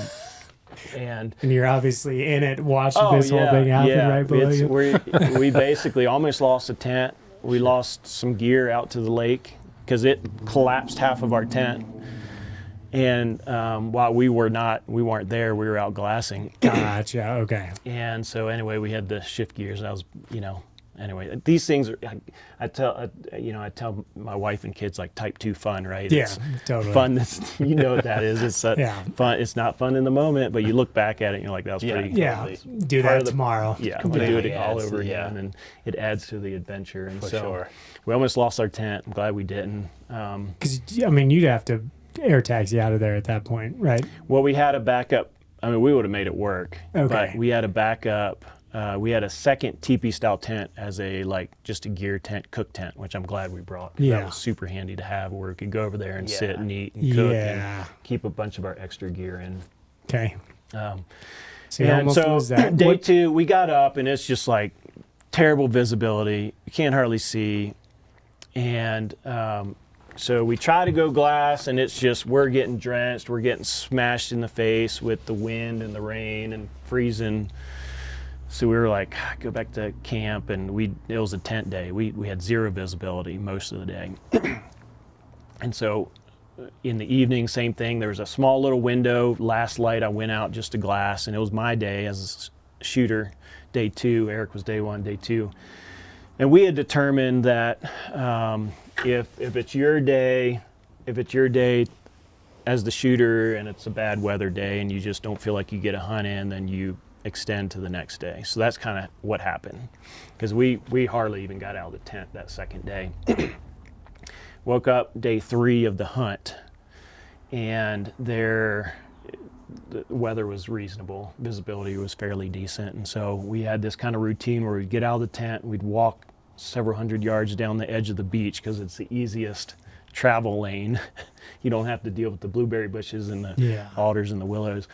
And then we would cut up, and there's this berm in the lower portion of the drainage that was about 100 yards in from the beach that was easy to get to. There's a little game trail going to it, and we could glass all the low stuff and check that off before we went up to our higher glassing point, which took a lot more effort to get up to. So I get up on the berm, I'm out in front, and immediately I look up the drainage and I see a bull. I throw my binos on super quick. This is first light. And I'm like, yeah, it's one of those deals where it's a no-brainer. He's a legal bull. I had studied enough and watched enough videos and practiced enough, and I didn't need to put the reticle on. He's a big, mature bull. Yeah. And that's all I knew about him. I just knew he was legal, and I purposefully and intentionally didn't want to like stare at him, So Eric comes up, and he's only like probably 400 yards away, which is well within my effective range, but there's 2 3-foot blueberry bushes, and it's kind of spongy all around us. And I have my gun set up on Arca rail for my tripod, but even that I just couldn't get stable at all. And there was a hard crosswind too. I'm like, this is not going to work. And so we determined we had to cover ground, get closer, but because of the wind direction, we had to lose sight of the bull in order to like make a move on him. And did you have an estimation like we're gonna lose visibility of him for 100 yards or 200 yards? Yeah, I mean, I kind of knew based on the terrain where there was another rise, and he was kind of down off the side of the hill eating some willows, in some really thick willows, and I knew we were going to lose visibility when we came up on the other side.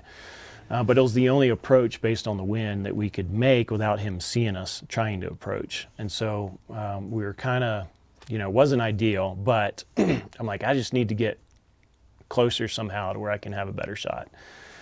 And I didn't feel like that was going to be an ethical shot from where I was, even though perfectly capable of making that. The terrain was terrible for a set, and I definitely couldn't lay down and get prone because it just, blueberry bushes were just too tall. It was like the worst height stuff in the way. Yeah. And it was all the same, so we couldn't do anything but make a move. And so we made a move, we got up above him. I'm like, he's got to be right below us. Couldn't see. We can kind of peek in through willow channels and see little bits of that drainage, and he's nowhere to be found. And so we kind of keep working our way tighter to that drop off. And then I hear like a big slosh, like he just put his foot in a muck hole, and it was like, and just, I'm like, that's him. I know it's him. And I couldn't see him, but I heard him. Is it in front of you though? He's in front, down below, and there's a sea of willows still in front of us. And then we caught a glimpse of him. Finally, we were still up on the rise above him, and he was moving away. I don't know if he had caught our scent or heard us coming in or what, but we were probably less than 100 yards when I heard that slosh. And so he's moving away, and I have no shot. And so I dropped down to get out. I knew that drainage he was in initially was open. So I dropped down so that I can come to a clearing and be able to hopefully get a shot opportunity. So I drop down and I poke out around the willows, and he's staring at me probably 100, 120 yards maybe, just staring straight at me, broadside, looking at me. And I'm like, oh man, I was chambered, safety on of course. And so I took my backpack off, set my backpack up because I'm going to come up on top. Yeah. And that, I didn't have all that same stuff. I knew I could at least do that. And he's so close, I knew I could make a solid shot. So come down, gun comes on the top of the backpack, and I'm coming in to my eye relief on the scope, and he turns and goes around the corner and disappears in the willows. Like, and is he spooked at this point, or is he just started kind of trotting? Okay, He was looking right at me. Their eyesight is terrible. Right. But he knew something was Something's not weird. right. Yeah. Something was up. Eric tried to call to keep his attention when he was dropping down the hill, and that didn't really help any. And so Eric got up to me. He's like, time is of the essence. We need to move now. We need to go. And so, of course, going 100 yards again takes way longer than you think it is. So it wasn't just like hop, skip, and a jump, and then and they could probably move. Oh man, like, you cannot keep across. up. You can't keep up with a moose in that habitat, that terrain. And so we get to that point. The drainage splits right, left. He went to the right, nowhere to be found. We can see his tracks because there's still like some frost on the ground. We know exactly where he went around the corner. I'm like, well, maybe let's gain elevation. Let's go up left, gain elevation, see if we can find where he's escaping. Maybe he stopped and he's turning around. And, a lot of times you see they don't run very far and they stop and look back. If they're not super spooked, and hopefully you didn't wind us. We weren't sure at this point. And so we gain elevation, and as we're gaining elevation, we're glassing everything we can. Nothing. We get probably about 3/4 of a mile or a little further to the tallest hillside in that whole valley, basically. And we still haven't spotted them. And we can see, there's still like patches of alders and willows and whatnot, but like... You see 95% of it. Yeah. And so we get up there to that point. I'm like, well, all we can do is like glass and see if we can turn him up, see where he went. So we spent 10, 11 straight hours glassing. To try and turn him up, and it was crickets. I glassed, so we're seeing everything. We're seeing all the other species, and I glassed so hard, I found the head, or almost just a nose of a cow moose, about 3/4 of a mile, tucked into a little gap in willows like this. That's how hard I was glassing, trying to turn this bull up. And so throughout the 10 hours of glassing, or 11 hours, or whatever it was, I went from like super optimistic to 10 hours dread. is a long time. Yeah, I bet Dread. your Like, eyes were on I feel fire. pretty good about my ability to find animals. Yeah. Also, kind of, you're second guessing. Should I have taken one of the opportunities I had prior, brutal. or should I? Brutal. I went from, I did everything that I tell all of my clients and my friends and my kids not to do in that time frame. Like, I had a terrible attitude. I was frustrated. I was mad. I was annoyed. I was second guessing everything I did. It's just how it is. But I knew that like those opportunities were so rare. Yeah. And I knew especially that like, I knew that I may not have another opportunity. Like that could have been it, and I blew it. And you're just thinking like, should have pulled up offhand, like shouldn't have got on my backpack, should have just like as he turned, maybe taken a subpar shot. I mean, it's one thing to just last like option. 2 hours to dock, but to be in like, to have like an 11-hour window to relive that. Every scenario that you could think of that I felt like I probably could have done Did you guys think differently. he stayed and locked into a willow patch, or do you think he slipped out of there somehow? I thought my pessimism set in like I have never allowed myself to experience before. Eric, on the other hand, was the exact opposite. He's here. He was like, dude, I think he's right there. I don't think he went far from where we saw him. He's like, I bet he went in the alders and just bedded down. You ever consider sending Eric down and seeing if it would like push him out of there him? or something? No, we didn't. I think, because I kept the progressive thought is I will turn him up. There's so many holes that he could, even a moose could risk hide that in. until, I know. And I wasn't sure how spooked he was. He didn't run. I wasn't sure if he winded us. That was the one thing. I was like, and then when you lost visibility, when he made that lost visibility, corner. And so we just never knew. I don't know what happened. And so all the negative thoughts, and I had a terrible attitude. It was really a bad attitude. Yeah, I bet you were fun to be around. In my head, I was trying to keep it together in my conversation with Eric. It's really hard to do that too. Like we talked about my Newfoundland experience, and I had some stuff happen where I'm still reliving that daily. But it's really hard to even kind of fake that you're happy, you know what I mean, like to your buddy, like. Yeah, and I think that's totally fine. That's why it's always really nice to have a good buddy, because you often can just play the different ends of the pendulum. And he felt that from me, and that's why he was so optimistic. Yeah. And, he was like, he we was got kind this, of dude. We got this. Yeah. He was. I wasn't feeling it though. I was like, that thing is gone. Yeah, if I haven't seen him in 10 hours of glassing, you're like, Hunter in Camp A just shot him. Yeah, he is gone. That thing is gone. Yeah. And so anyway, I'm like, there goes my lifetime dream. Literally walked out of my life in an instant. And so I have a terrible attitude. And so I'm like, behind us, I was like, there's one spot that he could have maybe came up, circled around where we were glassing, went behind this rock outcropping. There was another 100 yards behind us, the absolute pinnacle of the valley. I'm like, I'm going to go up there. I told Eric, I'm going to go look over the backside. I wanted to see, there's a big river drainage on the backside. There was no way we could kill him if he was over there, but I wanted to see. Did he go over there, And so the other reason that I wanted to go, I needed some alone time to just process. Yeah. And so I take my stuff, I go up there. He stays down, and he's still glassing from the area we sat for 10 hours. So I go up there, and I get up, climb up on these cliffs.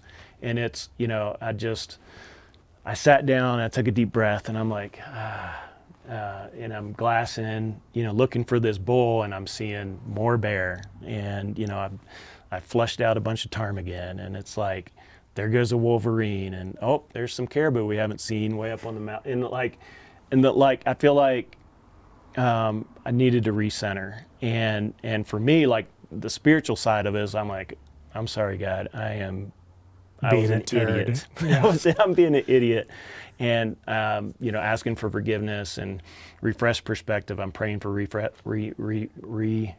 and renewed perspective, and like immediately, the switch switched, and I'm like, okay, that's silly. That's ridiculous. I'm lucky it's to day be 3 here. of our hunt. Yeah, this is amazing. We're having a blast. We knew it wasn't going to be easy.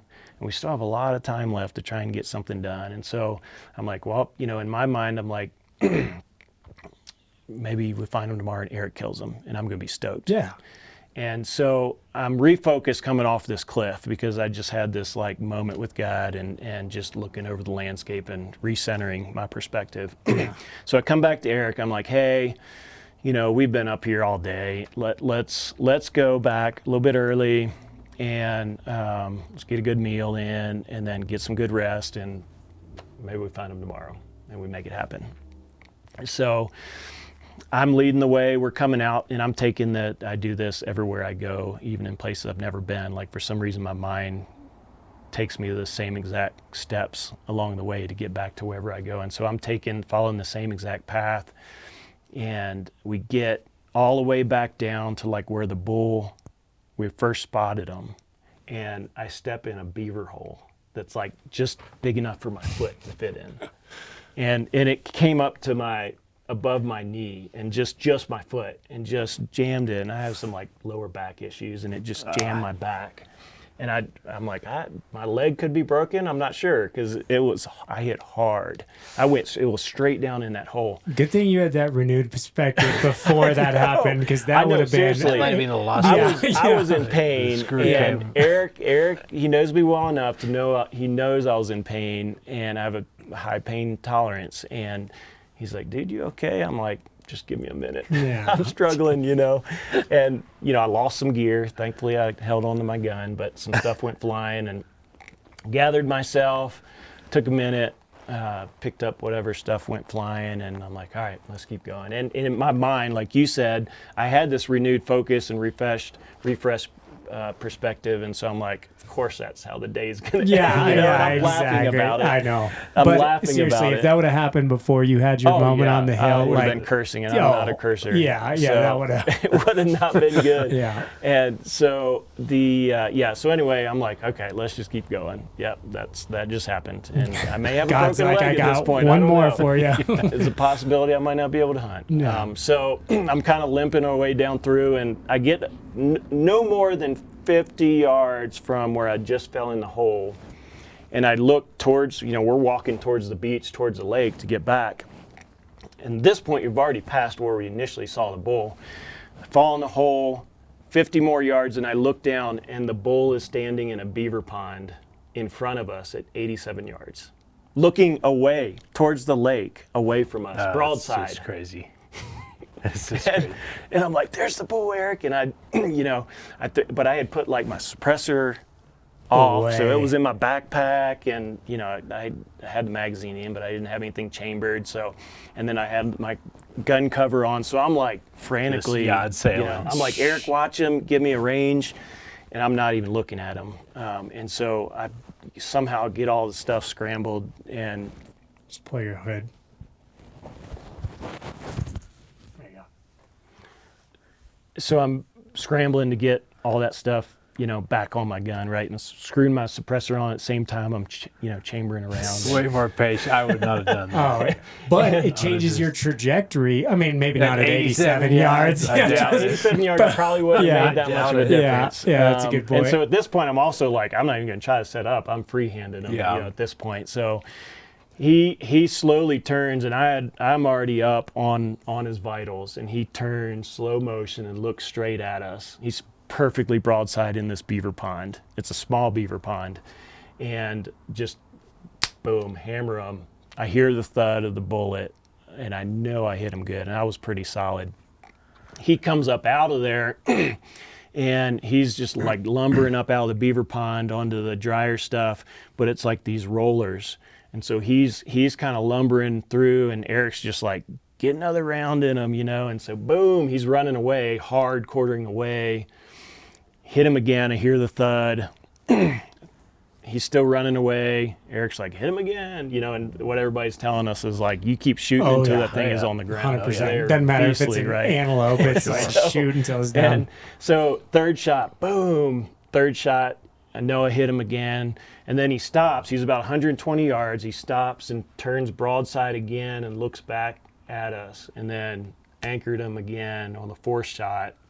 And then like slow motion, he just like, and just tips over and slow motion. And just like the ground rumbles, and it's like, oh my gosh, I can't believe that just happened. And it's so crazy. And so, and the whole time, honestly, I didn't know. I knew it was legal. I didn't know what he was. To me. And when we're just like celebrating, thanking God, and like give him time to expire, and we walk up to him, and I'm like, oh my gosh, that is not. You're like, I think he's a little over 52 there. It's not a normal bull moose. Yeah. And just like, I know I explained this to you, but like the in that moment of walking up to the bull and realizing he wasn't just a moose. Yeah. Like he is a giant. Yeah. Dinosaur. Yeah. And like in my mind, and this is what I was thinking and processing in that moment, like the fullness of like God's grace and blessing was being poured out in that moment like I've never felt before. Yeah. Because I didn't feel like I deserved it. I'm just lumbering down there, fell in the hole, and there's a moose. Yeah. The bull's standing 87 yards away in front of me. After glassing for we're 200 11 yards hours. from the beach. Oh, wow. And it's like, it doesn't get any better than Amazing this. how stuff like that I know.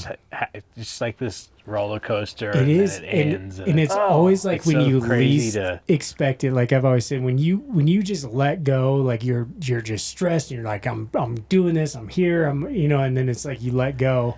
And then it's like the swing boom. of emotions in that single day. It was unreal. And that's still, you're not even close to the end of the day yet. I mean, that's now like half your day. Yeah. At that point, which has been an exhausting roller coaster to that point. And how many hours left of daylight are there? So you glass for 11 and you're going back to camp. Like, do you have daylight left? We were scrambling with sunset to get some pictures and even if you would have some stuff. sat in that glassing spot for 45 more minutes or a half hour, you never would have seen that bull. Probably not. And the only reason I think we didn't see him was the moment we left was when he kind of came out and circled back around to that spot. And so, there was a lot of things that we could have done differently that would have changed the trajectory of how that day finished out and played out. But it's sure. how we You didn't can't- see it would have, we had lost, visual when we dropped elevation, and that's when he must have circled around, and like the timing Crazy. was just. Okay, it is the Moose sitting behind Lewie. You can't really see it right now. Let's go ahead and pull this thing out just so we can kind of see this, and I'm going to lose my mic here. You grab Because that. you guys got to see this thing. This thing is absolutely It's an unbelievable. absolute giant. You guys grab a side of it and pick it up.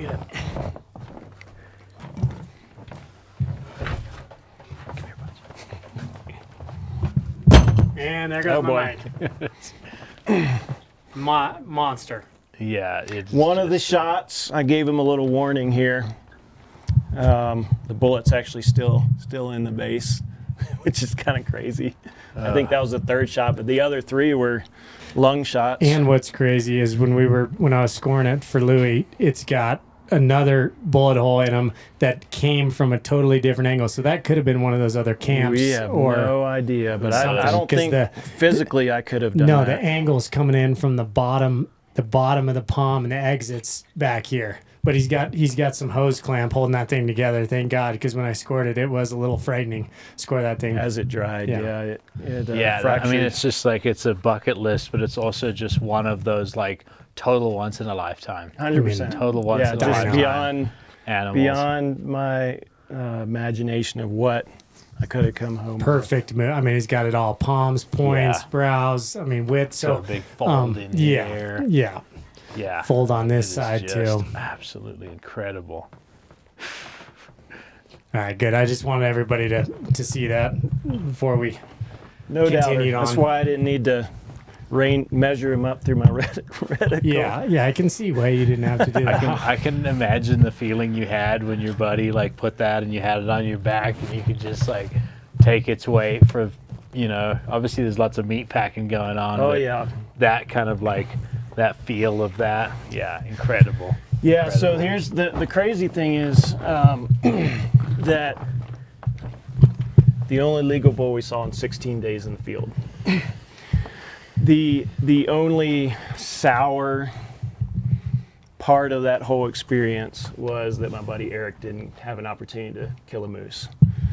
So on the flip side of that, it gives us a justification, a reason to head back and try to have some redemption for him. Yeah, for sure. And I guess you guys, that's always a consideration for a big trip like that, especially something like a moose. I mean, I've done trips with Australia, where that happens, though. It's kind of one of those things it's just an inevitable. It's inevitable, right? That someone's not going to have that. Did you guys make a commitment to go back when you can? We've talked about it, and the timing's going to have to be right. But yeah, we're going to make Okay. it happen at some point. But Eric, Or it may not be that, you never know, but it's just a case of, yeah. Yeah. And, I mean, that's day, so you guys probably spent a couple days getting stuff dealt with, and then you got after it again. Did you get the we- meat hauled out? We broke midpoint? it down that night. We got some pictures before daylight and a little bit of video, and then we spent the next 4 or 5 hours Shuttling. in the dark, just These- breaking down the moose. Yeah. the pictures are absolutely epic too. I mean, we'll post some of Yeah. this where you can really see. So we pulled the meat away from the carcass a little ways, and then left it.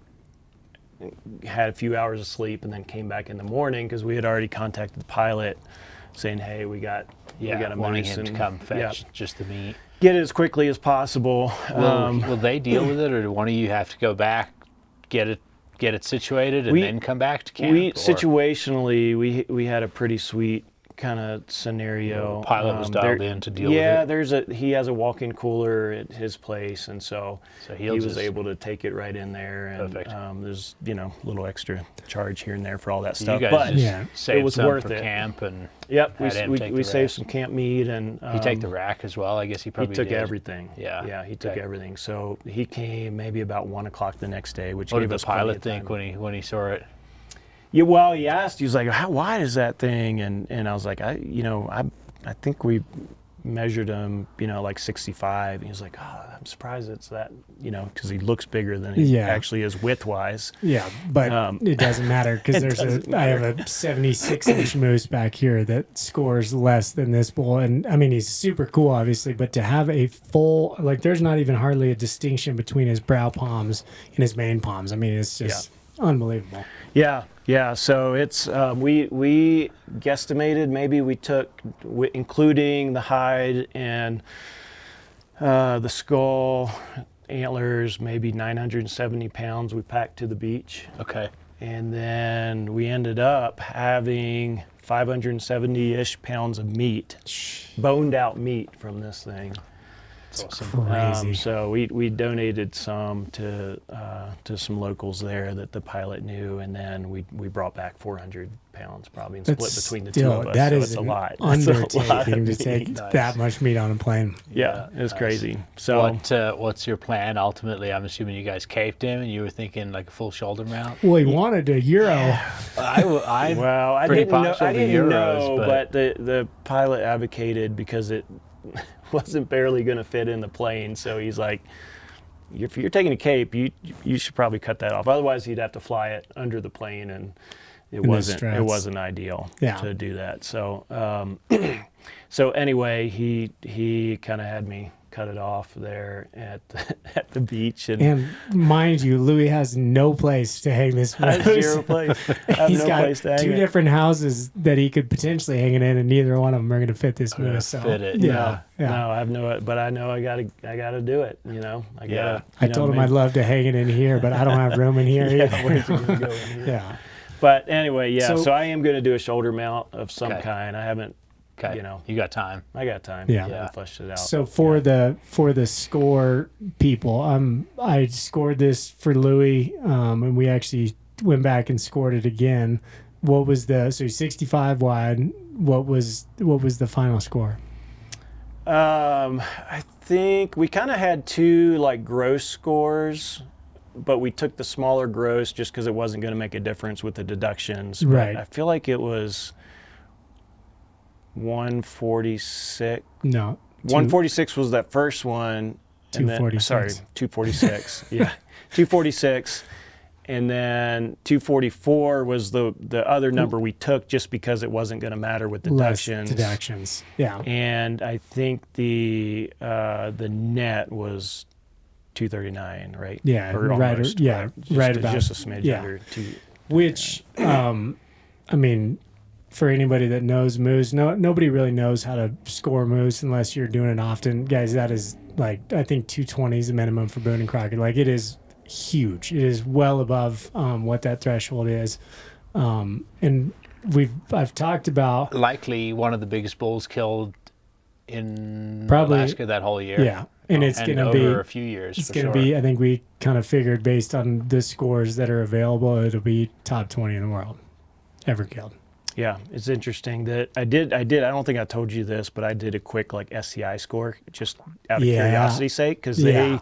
They SCI count all the points. scores length of all the points, and it's potentially like number 6 all time. Yeah, absolutely. SCI score, which that's is the same- crazy. Again, I It's care insane. less about the score. It's just curiosity. Yeah. Like, how big is this thing? And just the rarity of that, when you get to that point. It's kind of fun when you're not particular about that, but it does kind of, Yeah, it I makes mean, it quite unique. it's just cool. Like, you would have shot this bull if he was 51 and a half and had, I would have been stoked. yeah, Oh, yeah. totally. Absolutely. Oh, yeah. Like, Just over the moon. But this Over the is moon. also what we Lewie and I have talked about this. He really had a hard time sharing. Like, I've wanted to get you on the podcast to talk about this, but he had a hard time sharing this because he knows this isn't you. You know what I mean? This isn't. Oh, I'm such a BA grade hunter that I got this moose. Yeah. So processing. No, tell for me sure. about for processing sure. that. It's kind of I haven't really shared much other than family and friends about this moose. Shared pictures, obviously. Small town Gunnison, it goes around pretty cool. Yeah, there's like, I'm scoring it, and there's 10 people that are like, whoa. Yeah. But I just, I felt the sense of like, there, in the whole experience, like a sense of humility in how things played out.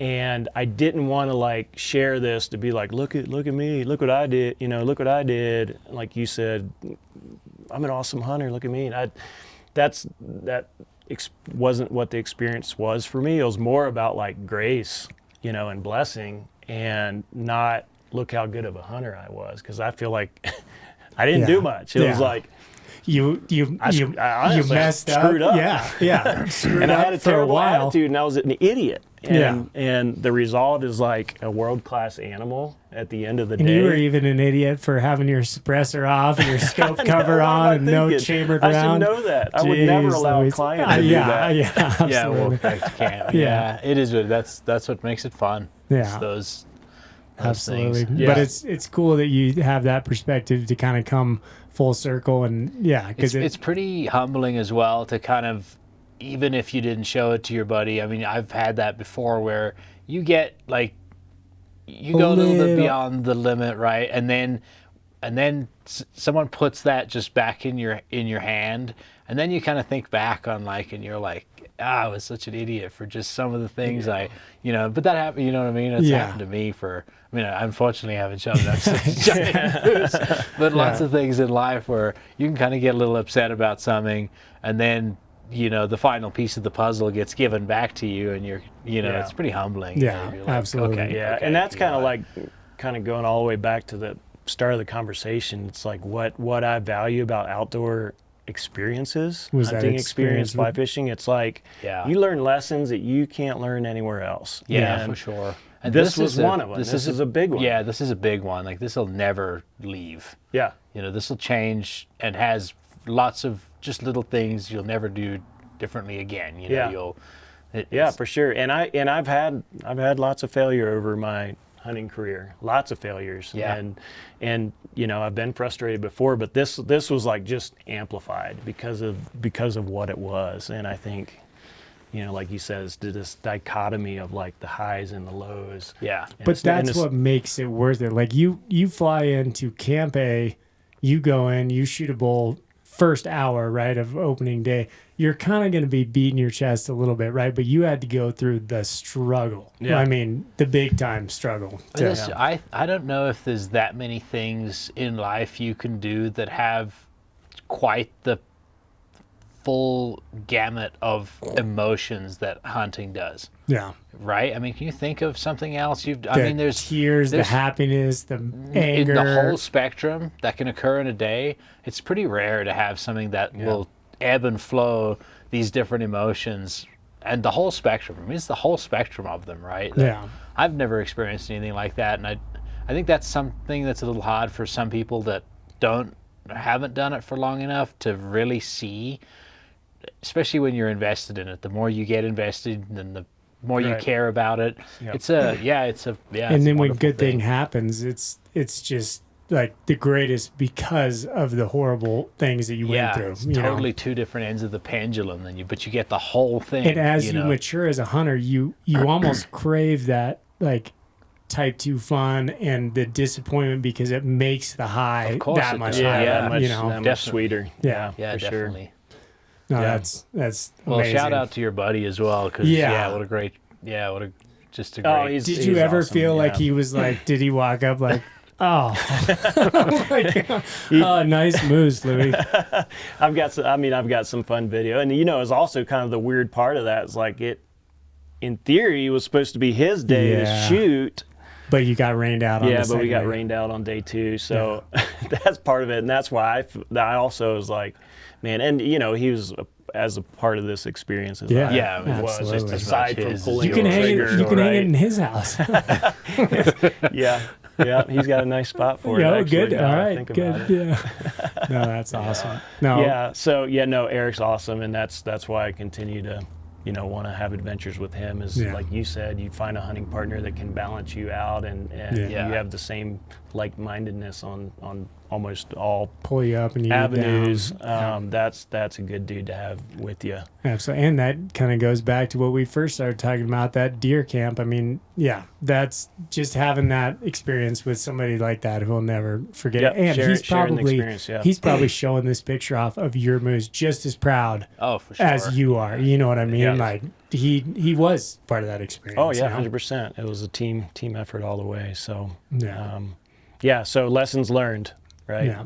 Well, thanks for sharing that. Yeah. Awesome. I hadn't heard the full story. I was waiting. I wanted to kind of that's the whole thing. I mean, even when I texted you, I didn't know because you're too humble to show. Yeah. I was like, "How'd you get on your trip?" He's like, "Well, I got one." And then I saw the photo. I was like, "Oh, yeah, you did get one." Yeah, just one little guy. Yeah. That's so awesome. anyway, that's the story, and it was a special trip, and if you're ever thinking about an Alaska opportunity, going and doing something big adventure like that, I don't think it's going to get easier to do it, and B, it's definitely not going to be cheaper, and there may not be opportunities in the future for non-residents to hunt. It's definitely been a bucket list item of mine for a long time to do, but it is a Is it true what they say about if you go to Alaska, that's all you'll want to do? Like, are you just craving that? I'm craving getting back for sure, but I'm also also a realist, and I know that I have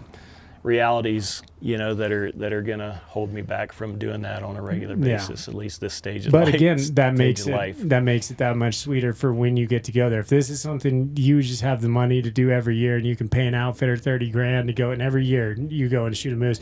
Those guys still aren't shooting moose this big, by the way, but makes it that much sweeter that it may be 10, 15 years before you get to go again, but hopefully it's not you'll that be long, craving but it every day. I am. It was amazing, and I think about it constantly too.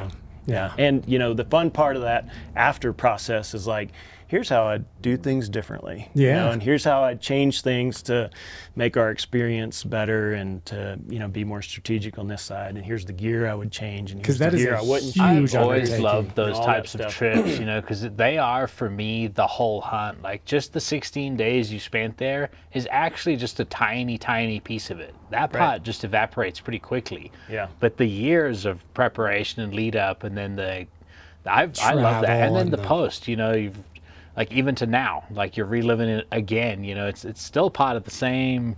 I've always loved that, and the prep for stuff like that I've always liked. Even our big logistical trips to Oz. Sure. It's fun to think of okay, what do I need in this scenario? What can I take on a plane? What can't I travel with? What medication? You know what I mean? There's just a huge spectrum of things you got to think about, and it's kind of fun. Questions, a lot of late, and then of late course, nights. No matter how much research you do and how much you speak to different people, you get there, and what works perfectly for everybody doesn't work. You'll be like, hey, next time I'm not going to do that. I would prefer to have this type of food situation or this type of camp situation. You know what I mean? There's lots of these variants. And there's no substitute for boots on the ground. That's what I mean. Experientially. You have to go do it, and then like you said, next time you're like, okay, now I know what I do again. If I did it again, I would definitely do this and not that, and vice versa. And that's every hunt. We just have the ability, locally to get that experience quicker. When you're going different places like that, I mean, you only get a couple opportunities, so you really got to make sure that it's dialed, but it's even more crucial of what you would and would not do next time. For sure.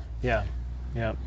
No, that's amazing, dude. I've been asking Lewie for, even before we started the podcast, I'm like, I gotta get you on. I know.